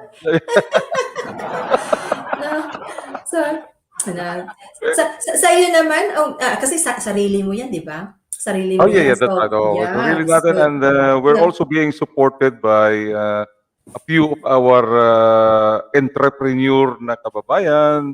That's good. Well done. Supportahan tayo, and mainly ang support na nila ay ating pinapasa naman sa ating mga nangangailangan sa Pilipinas. Pilipinas, totoo. But mainly, talagang lang ito. This is kusang kawang gawa, kusang loob lang ito. Nag-invest din tayo ng konting funds para sa mga equipment kasi yung ordinary na equipment mo sa bahay, yung PC, is not sufficient. Totoo. Kailangan meron ka pang mga special gadget and devices na halimbawa yung tinatawag nilang mga sound card, kailangan mo yun. Kailangan mo rin ng tinatawag na phantom power para medyo Yeah. lumakas yung boses mo sa microphone. Mm. And all others are ano lang, kumbaga tinatawag nating sariling kayod, sariling kayod at research there, research here at kahit papaano ay nabuo natin itong programang ito. And luckily yung ginagamit ni Arlan Fajardo, if you know Arlan, Yes, I do. Yeah. at saka ni Walter, former Councilor Walter Villagonzalo, Yeah. we're using the same platform, yung Wow, that's tinatawag good. na StreamYard. So, Mm. nag-share lang kami, naghahati-hati kami ng subscription doon and para makapagbigay kami ng entertainment. At alam mo naman si Kapinoy, Arlan, napakasipag na tao niyan. Talagang 6 days a week, 2 Yes, I hours per day. know. So, I know. that's around 12 hours, 12 hours on the air siya, online Oo. siya, in a week. Eh, sabi ko, uy, talagang hanggang 2 hours na ako talaga pag weekend, once a week. At marami rin tayong mga obligasyones Totoo sa pamilya. talaga. Oo. So, No, kino-complement look, lang natin. Yeah. ano the feeling kasi nag-ano din ako, I do recording for the Tagalog news at meron akong apo kasi living with me. So what I have to do, mag-record ako ng para hindi ako makita ng apo ko. I go to my wardrobe. I go there, I hide, I do my recording. Lola ka na, Tita Liz. Lola na ako. Lola na Lola ka na ako. ba? I like being a lola. Ilan ang tumatawag sa yung lola? Isa pa. Pero yun, Mabuti ka, daig mo pa ako. Sa akin, wala pang tumatawag ng lola. Wala pang tumatawag ng lola. Wala pang interest yung aking mga puhunan. Don't worry, one day you will have one. We will have one. Tapos mag-ano ka na, more like your priorities is different. Your priorities different. Oo. Every alam mo yung mga generation ng mga offsprings natin, iba-iba ang ano niyan eh. Iba-iba ang mga values niyan at saka mga kultura niyan. So we cannot enforce anything on them kundi sasayawan mo na lang. Ayan. Alam mo naman mahirap din yung mag-impose ka sa kanila dahil unang-una mo makakalaban yung mother of perpetual help. Ilan ba? So ako magtanong sa iyo, ilan ba ang ilan ba mga anak mo? 3 lang, Tita Liz. Tatlo lang. Tatlo. Yeah. Wala pa. You know how old they are? 40s. Mga 40s. 40 yung pinaka-eldest. 40, 30. Lalaki, babae? Babae. And then I got two boys, 37 and 34. Oo. Talagang yung mga na talaga, dapat mga marrying age na yan eh. No, they have different ang priorities nila talaga. Different thinking nila eh. Oo. Yung anak ko nga sabi ko, kasi yung babae ko, okay lang yung lalaki. I've got a son who's 37 din. So, wala pa. Oo. Okay. So, I know the feeling. Yung apo mo doon sa anak ng babae yun. Sa babae. Oo. So, she's going to be, mag 3 years siya ngayong October 19. Mag 3 years. 3 years old. Wow. 3 years old, Iba talaga ang feeling, Iba talaga ang feeling ng apo. Karamihan sa mga kaibigan natin, sabi sila, Fred, alam mo, iba talaga ang feeling nung apo. Kaysa doon sa feeling mo doon sa mga anak mo. Pero nai-imagine ko, maaring totoo talaga yung feeling mo. Kasi yung sa apo mo, kumbaga na yan eh. Kumbaga, what you have, yung mga anong tawag doon, yung mga error mo nung pagpapalaki mo sa anak mo, na-correct mo na. Na-correct mo na sa pagpapalaki ng apo mo. That's where you make up. You make up, that's right. So, usually yung mga apo, they're closer to their grandpa, grandma, kaysa sa kanilang mga papa at saka mama. No, actually yung apo ko, akan si Alpha. Alpha baby to. Alpha baby. Alpha talagang she runs the house. So Oh, hopefully. talagang si ano, Oh, babae itong apo mo, babae? babae. She's Oh, wow, the si kasi Rantua. kasi Little she's oh, little Lizzy. she Anong pangalan, entertains. Tita She's Liz, nung apo mo? Asia. Asia. Asia 3 years Salgado. old. Oh, 3 years Wow, old. that's right, that's Asia right. Salgado. Naku, that's Ano? pati si Lolo Mike, ano, tuwang-tuwa din. Ah, yes, yes. That's Ano right. talaga na yan. Right. Are you still ano ba? Are you still working a little bit or fully ano ka na? Ano, 2013 actually kasi I was working sa BIE. Mm. I resigned in 2013. Resigned I see. Okay. 2013 as a full-time as a project manager there. And then just the timing, nagkasakit yung daddy ko, so I look after him for more than a year. At tapos and then but even though hindi ba nagtrabaho ako, I still have the Liz Honey promotions, yung productions, di ba? Yeah, So I oo, continue that nami-miss na one. natin yung ano nun. Yeah. So Kaya I lang continue doing totally that. impossible talaga na create tayo ng show ngayon dahil Mm. unang-una mahirap mag-travel yung mga Mahirap. entertainers from one country to another. Oh, I was very lucky. I was very lucky. My last show was Mitoy, Yonting. And I had a show this weekend. And I meant to have shows sa ibang states din. Lucky hindi ko tinatanggap. Kasi otherwise, ma-stack up siya dito. So, we had a Yeah, show this okay. weekend. Pagka following weekend, nag-lockdown na. So So, hindi buti. mo Pero, tinanggap yung shows na yun na no, mukhang not because of feel that. mo. Because not because of the lockdown. Because they didn't.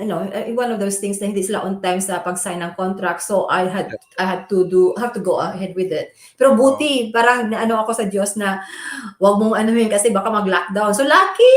Kasi Yeah, that's right. pagkatapos ng pagkatapos ng concert, the next day they left to go back sa Philippines. Pagka next weekend, nag-lockdown na. So, Nag-lockdown na. Oo. Nako.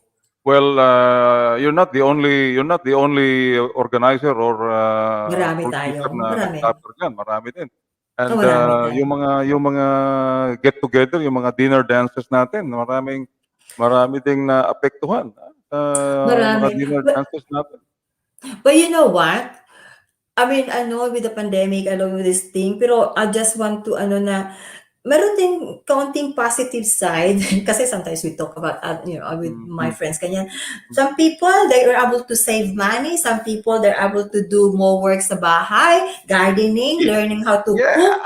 They paid off the credit cards. Correct ka dyan, correct ka dyan. And then they're able to save, they're able to do renovation, they're able to spend more time as family. So, Correct ka dyan. ang problema lang diyan pag babae ka is that you can't go to the hairdresser. So, marami ng puting-puting. You don't know how to do the lang. Just to there's also At least, positive muna sides. tayo ha, mag-break muna Okay. tayo para Okay, medyo walang problema. pahinga tayo. And then, huwag Ayan. kang aalis ha, pakinggan mo lang ito Okay, dahil no probs. this week is, I think it's the 47th year ng martial law. So, Okay. palagay ko, hindi ka pa siguro nung pinapanganak siguro nung martial law. Yun. Nandito na ako. Ayun. During the martial law, nandito na ako sa, Yeah, I know, 76 that's right. ako, oo. Ngayon, Oo. during the martial law period, merong tinatag yung si late President Marcos na bagong lipunan. At ito yung theme song ng bagong lipunan. Okay? Okay. So alam natin na maraming mga anti Marcos diyan, ng mga kabarangay natin. Subalit ito po naman ay pag-aalala lang dahil yung martial law po ay naging part na rin ng history natin. Yung mga bata, yung mga generation na mga pinanganak after 1990 wala sa kanilang muwang, hindi pa nila alam itong kung ano nangyari. Subalit ito po ang mga kantang naririnig nung araw. Ako po naman ay nasa primary school pa lamang noon. Yan. Okay. Okay, tingnan po natin tong team song ng bagong lipunan. Okay.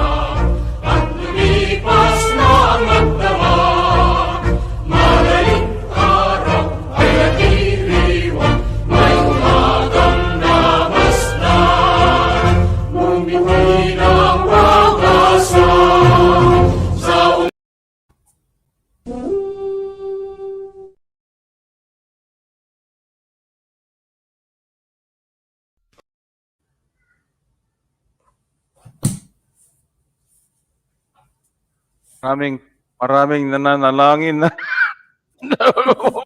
hindi pa patugtog yung team song ng bagong lipunan. Ayan.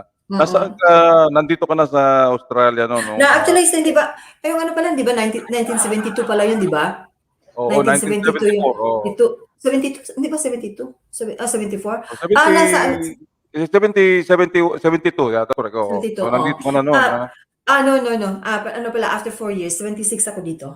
So, pero hindi ko na ano yun talaga kasi nasa probinsya ako. Tama. Oo, so only, oo. Primary pa ako. Tayo, mga musmus pa pala tayo nung Marcelo na yun. Talaga. Hindi natin naintindihan kung ano nangyayari. Kung 1976 dumating dito, then you were only maybe mga 4 years old or something. Mga 14, 15. 14, 15. Ayun naman. Teenager naman pala, na. Tita Liz naman pala ay honest talaga. Honest. Honest, no. I don't hide my age. Honest. That's right. 1974, Okay. 25, 60 years old na ako. 60 years old na ako. Okay. Uy, happy birthday ha. Belated happy Thank birthday. you. Kung kailan mo ng birthday mo. Naku. Naano natin yun. Lockdown. Lockdown. Mm-mm. Lockdown, oh.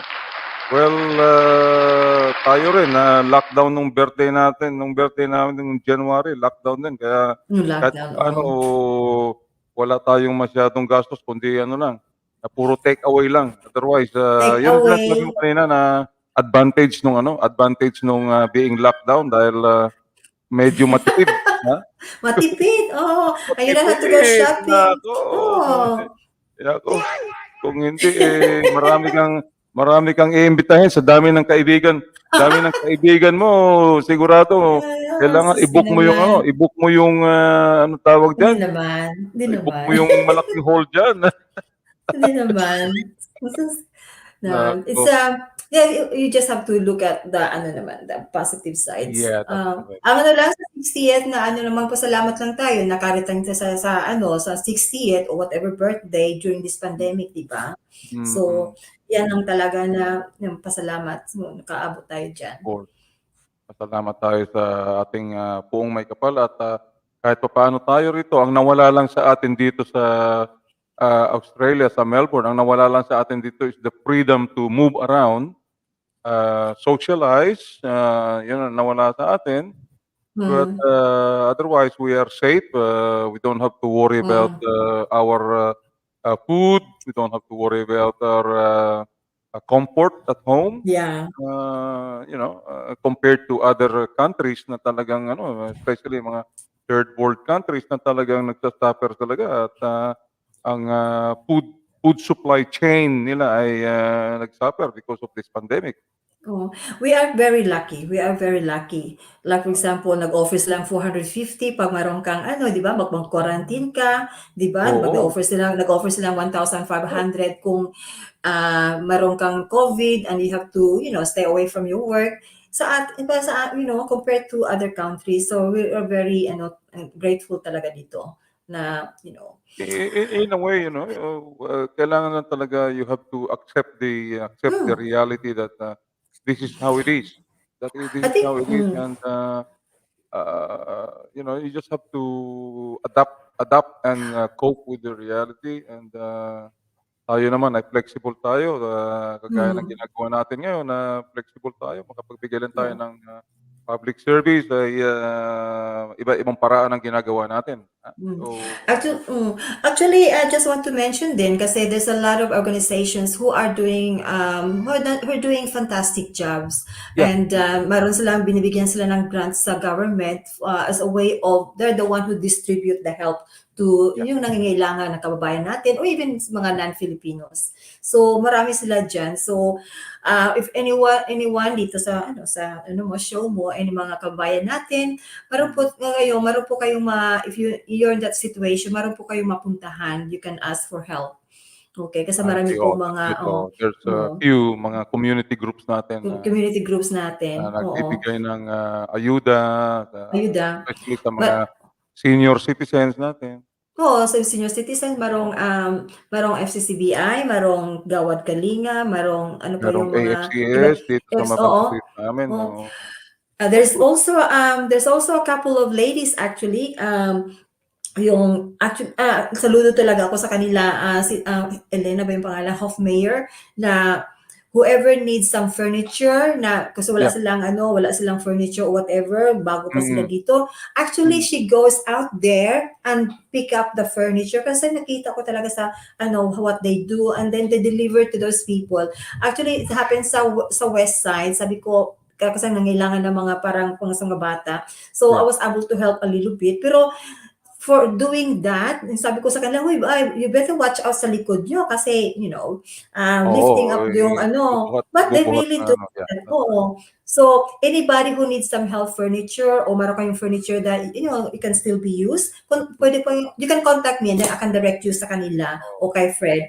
Kasi, I really salute those people na they make time and physical talaga gina-pick up nila tapos gina-deliver talaga. So, especially yung tama ka, especially yung mga foreign students natin, mga overseas students natin kasi they only rely on part-time work. Part-time work. At there's a lot of them are affected to this pandemic. Pero there are so many pag meron kayong if you're depressed or need someone to talk to, there's a contact number that you can call. Sana nandito yung ko. Pero you can contact me, you can contact Fred. I can give you the okay. We'll work it out after this show. We'll collaborate and cooperate. Yun ang tinatawag natin. Tito Chris, huwag ka magsasawa. From time to time, imbitahin ka namin dito kung especially may mga bagong program ang Filipino Radio 3ZZZ. Let us know. We're happy to share yung at we're happy to put on the air lalo na yung mga yung mga news item mo. Okay. Natuto na akong If you're happy to do that, how often ba ginagawa mo yun? How often? I do it 4 times a week, but sometimes I also do some advertising kasi nila yung voice ko. And then, so, say 4 or 5 times a week. Pero talagang para talagang, depende sa pandemic, pero ang regular ko talaga 4 times a week. At doon natuto ako mag-Tagalog. My Tagalog has improved. Oh yeah, So I'm really, very fluent ka na ngayon, ha? That's good. Yeah. Now, I've got friends who helps me. Sometimes yung bago pa ako, how do you pronounce this? Kasi Bisaya talaga ako, di ba? And I only learned Tagalog dito lang kasi Yeah, that's right. You were so more into the Visayan language. Visayan language. That's right. That's the language that you grew up with. Yes, you that's were correct. in Cebu City, was it, or? That's from Cebu, but I was in Dumaguete, Negros. Dumaguete. Wow. Dumaguete, That's yeah. next door neighbor. Next door neighbor namin yan sa Negros, sa Bacolod. Bacolod ka pala. Bacolod ka. We have families in Bacolod.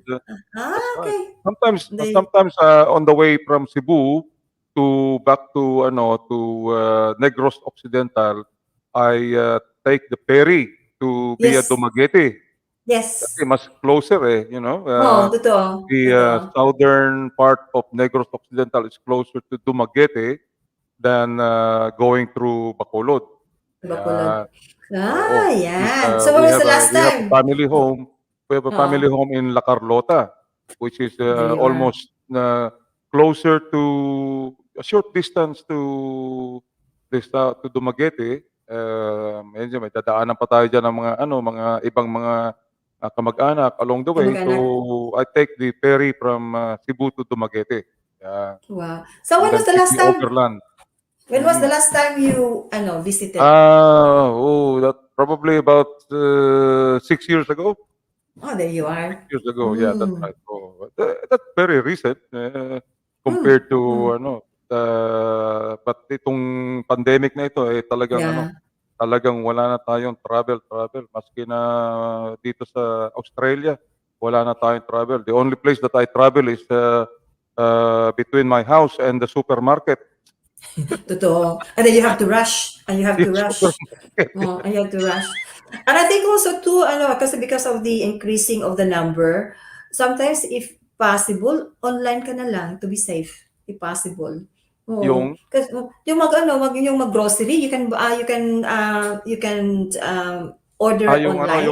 Home delivered, you mean? Home delivered. No, you can also pick it up. And then you can also pick it up. Ako naman it gives me the opportunity to go out and have some fresh air, yung pag-grocery. Vaccinated ka na, ha? Vaccinated ka na. Of course, vaccinated na tayo.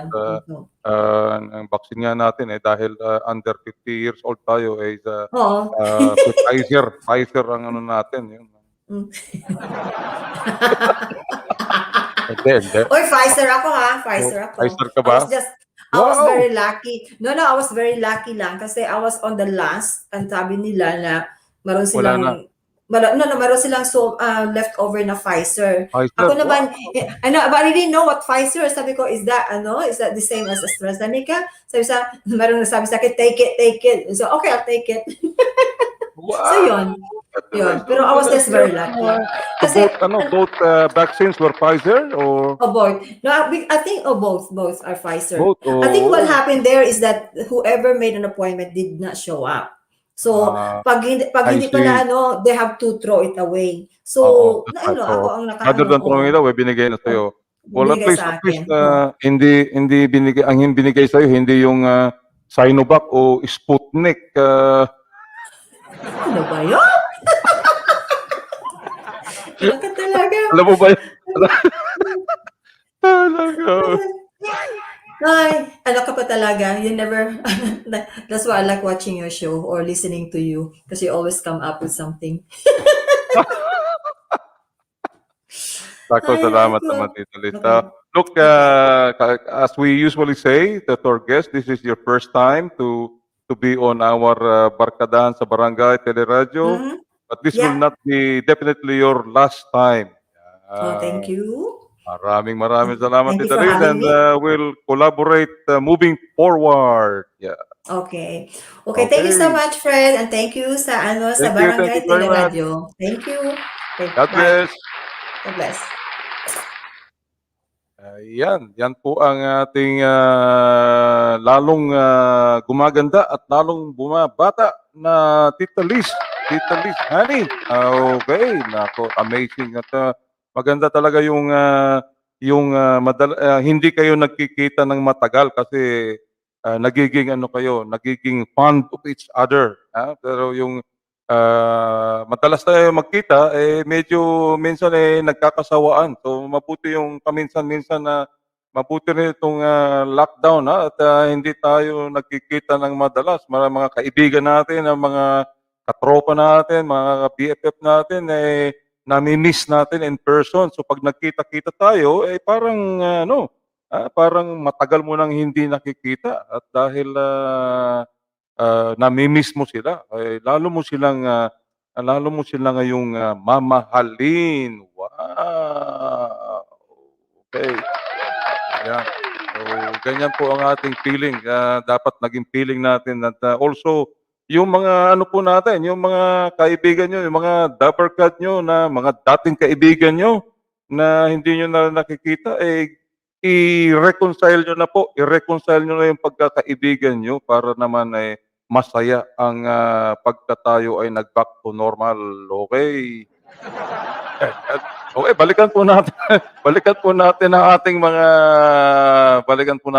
mga iba pang mga balita ito at ito po isang nakakabahalang balita din buhat naman sa ibang dako ng mundo. Ito naman ay sa Espanya naman po, sa Spain, yung meron po silang isang island doon, may malaking island nila of the Spain, pero part na rin ng Espanya yun ay meron silang bulkan na kasalukuyang ay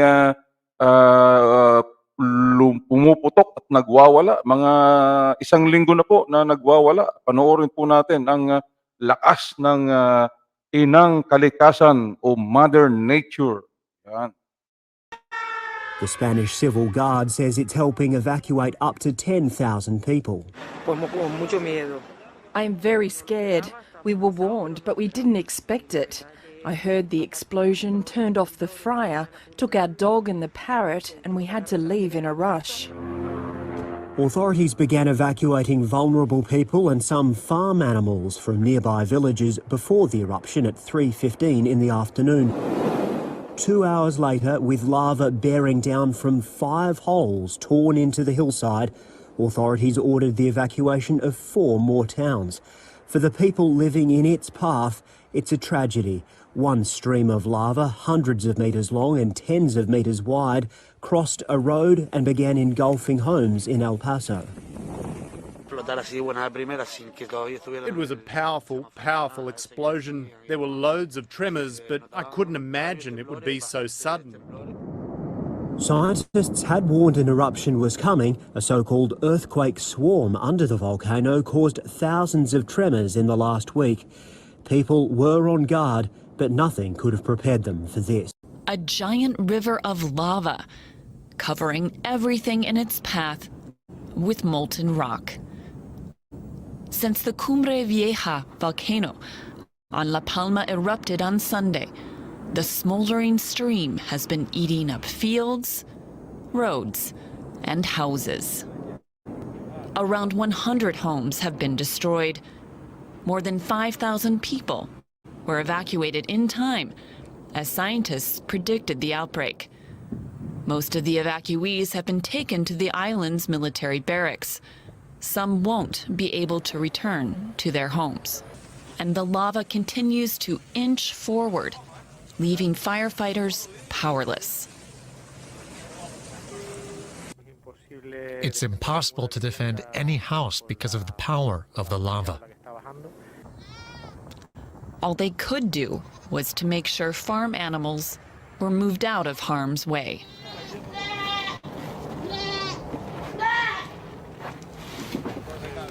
Spain's Prime Minister Pedro Sanchez delayed his trip to the UN General Assembly to visit La Palma. He praised the response of the emergency services and promised government support. While the volcano is still spitting red-hot matter, the immediate danger is over. But nobody knows how long Cumbre Vieja will remain active for. Experts say the lava flow could continue for weeks, perhaps even months. There is nothing that can survive the moving wall of molten rock relentlessly creeping across this landscape. Reservoirs, holiday homes, roads are all being consumed. This is high-speed geology, and it's reshaping this neighbourhood. Where just a few days ago holidaymakers relaxed, now nature is scouring it back to a barren volcanic desert. Boiling away man's attempts to cultivate and civilise this hillside with superheated rocks 1,000 degrees Celsius, creating a cauldron which will soon be buried forever. Animals are now being moved after the evacuation of more than 5,000 people. Firefighters are doing what they can to help salvage a few valued possessions. But this is a smash and grab operation before the lava eviscerates everything in its path. Cumbre Vieja means old summit. Tonight this ancient volcano has opened a 9th river of fire after lying dormant for half a century.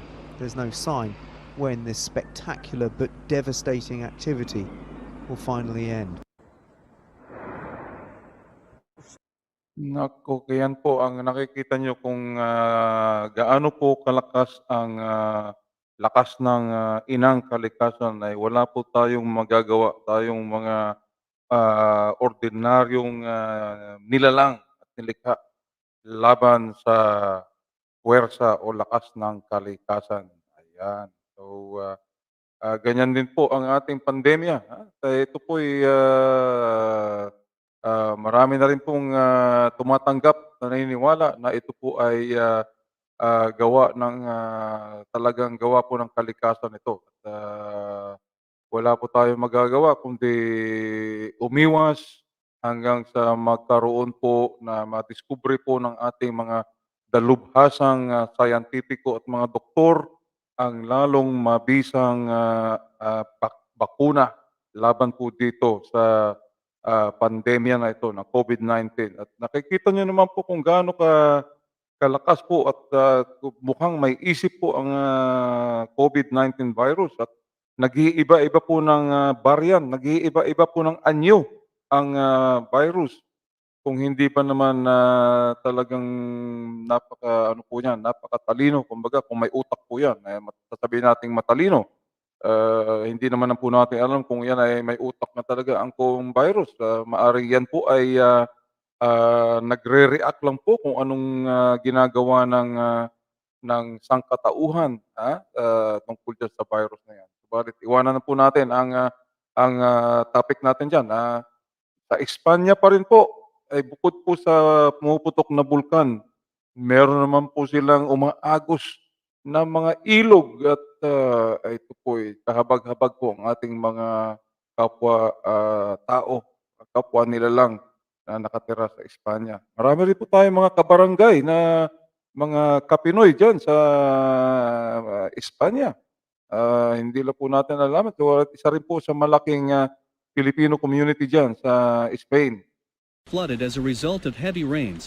In the epicenter of the disaster were the cities of Córdoba, Lucena and Granada. In these areas, the bad weather has been raging for the third day. On Tuesday, the 21st of September, due to continuous rain in the province of Córdoba, water flooded the first floors of buildings in just half an hour. In some places, the precipitation level was about 55 mm per square meter.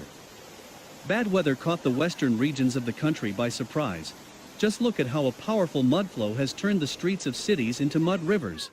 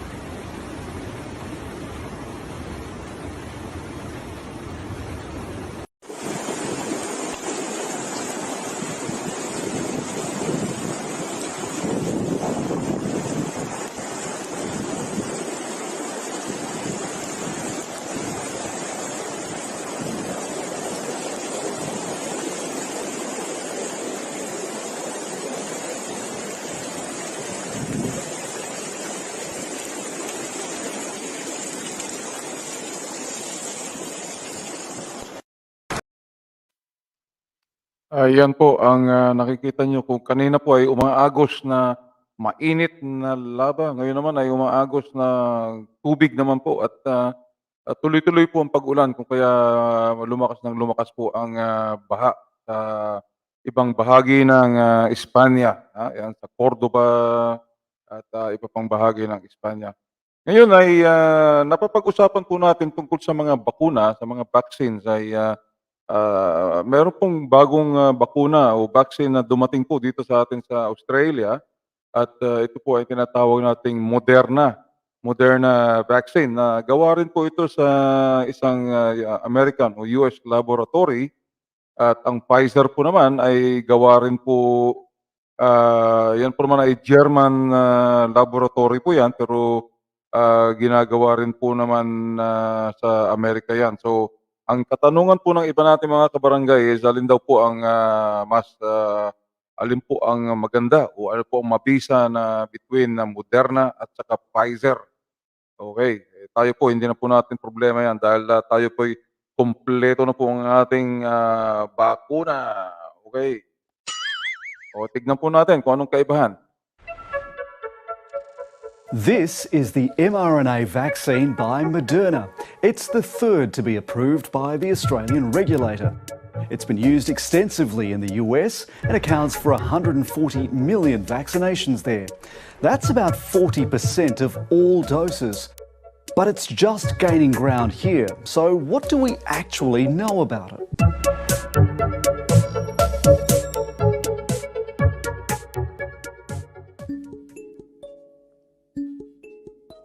Like Pfizer's vaccine, Moderna's works with mRNA. It goes into our cells, it helps our cells make the protein, and then it disappears. mRNA, or messenger RNA, is a temporary carrier of genetic instructions that tells our cells to make a particular protein. In this case, it's the spike protein found on the surface of the coronavirus. It doesn't become part of our genome, and it is indeed just, a transient instruction. The mRNA is wrapped in a fatty coating that helps it enter our cells. And once the instruction in the mRNA is inside, the cells use it to make the protein and display it on the surface.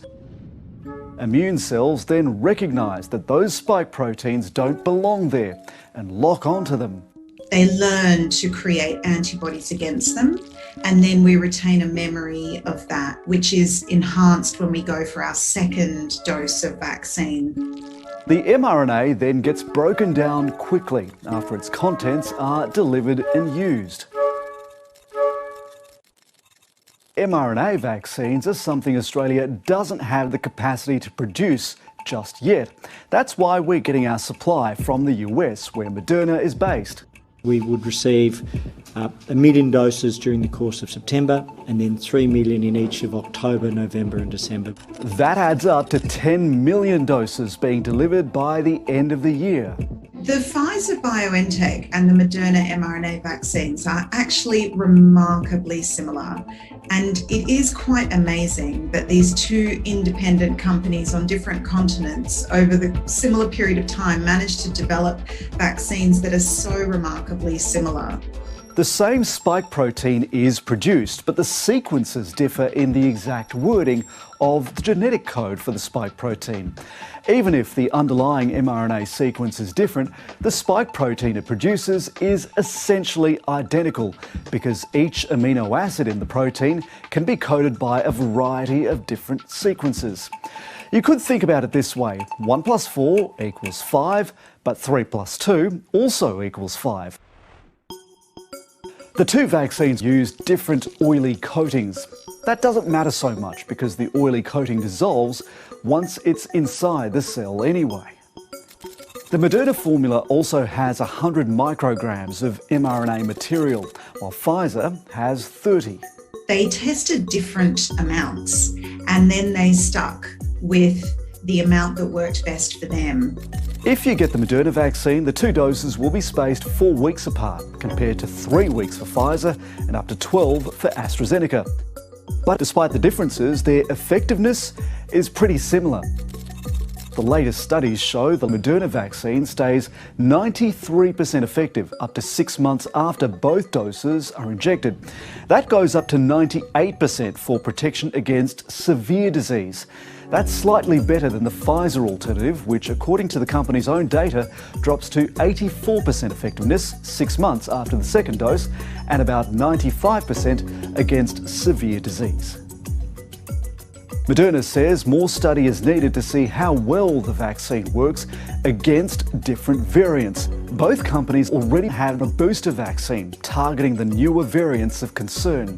60 million booster doses of Pfizer's vaccine and 15 million of Moderna's are set to arrive in Australia next year. Okay, yan po. At medyo overtime na po tayo mga Dabarkads at Kabarangay. Ito pong inyong Chairman Fred at namamaalam po. At susunod na linggo naman po tayo ay magkita-kits na naman pa tayo at hopefully ay makakasama na natin ng ating mga Kabarangay at BFF na sina Liza and Ate G, Lagak Agustin. Ngayon po, doon sa mga kabarangay natin at saka mga Dabarkads natin na single at na naghihintay po ng kanilang mga minimithi o kanilang mga tinitingala sa pugad na meron ng boyfriend o girlfriend. Ito po ang handog namin sa inyong kanta. Mahirap magmahal ng boyfriend o girlfriend ng iba. Mahal ng iba o sakit ng ulo, maniwala ka. Ngunit kahit anong pang sabihin nila, iwanan siya'y di ko magagawa.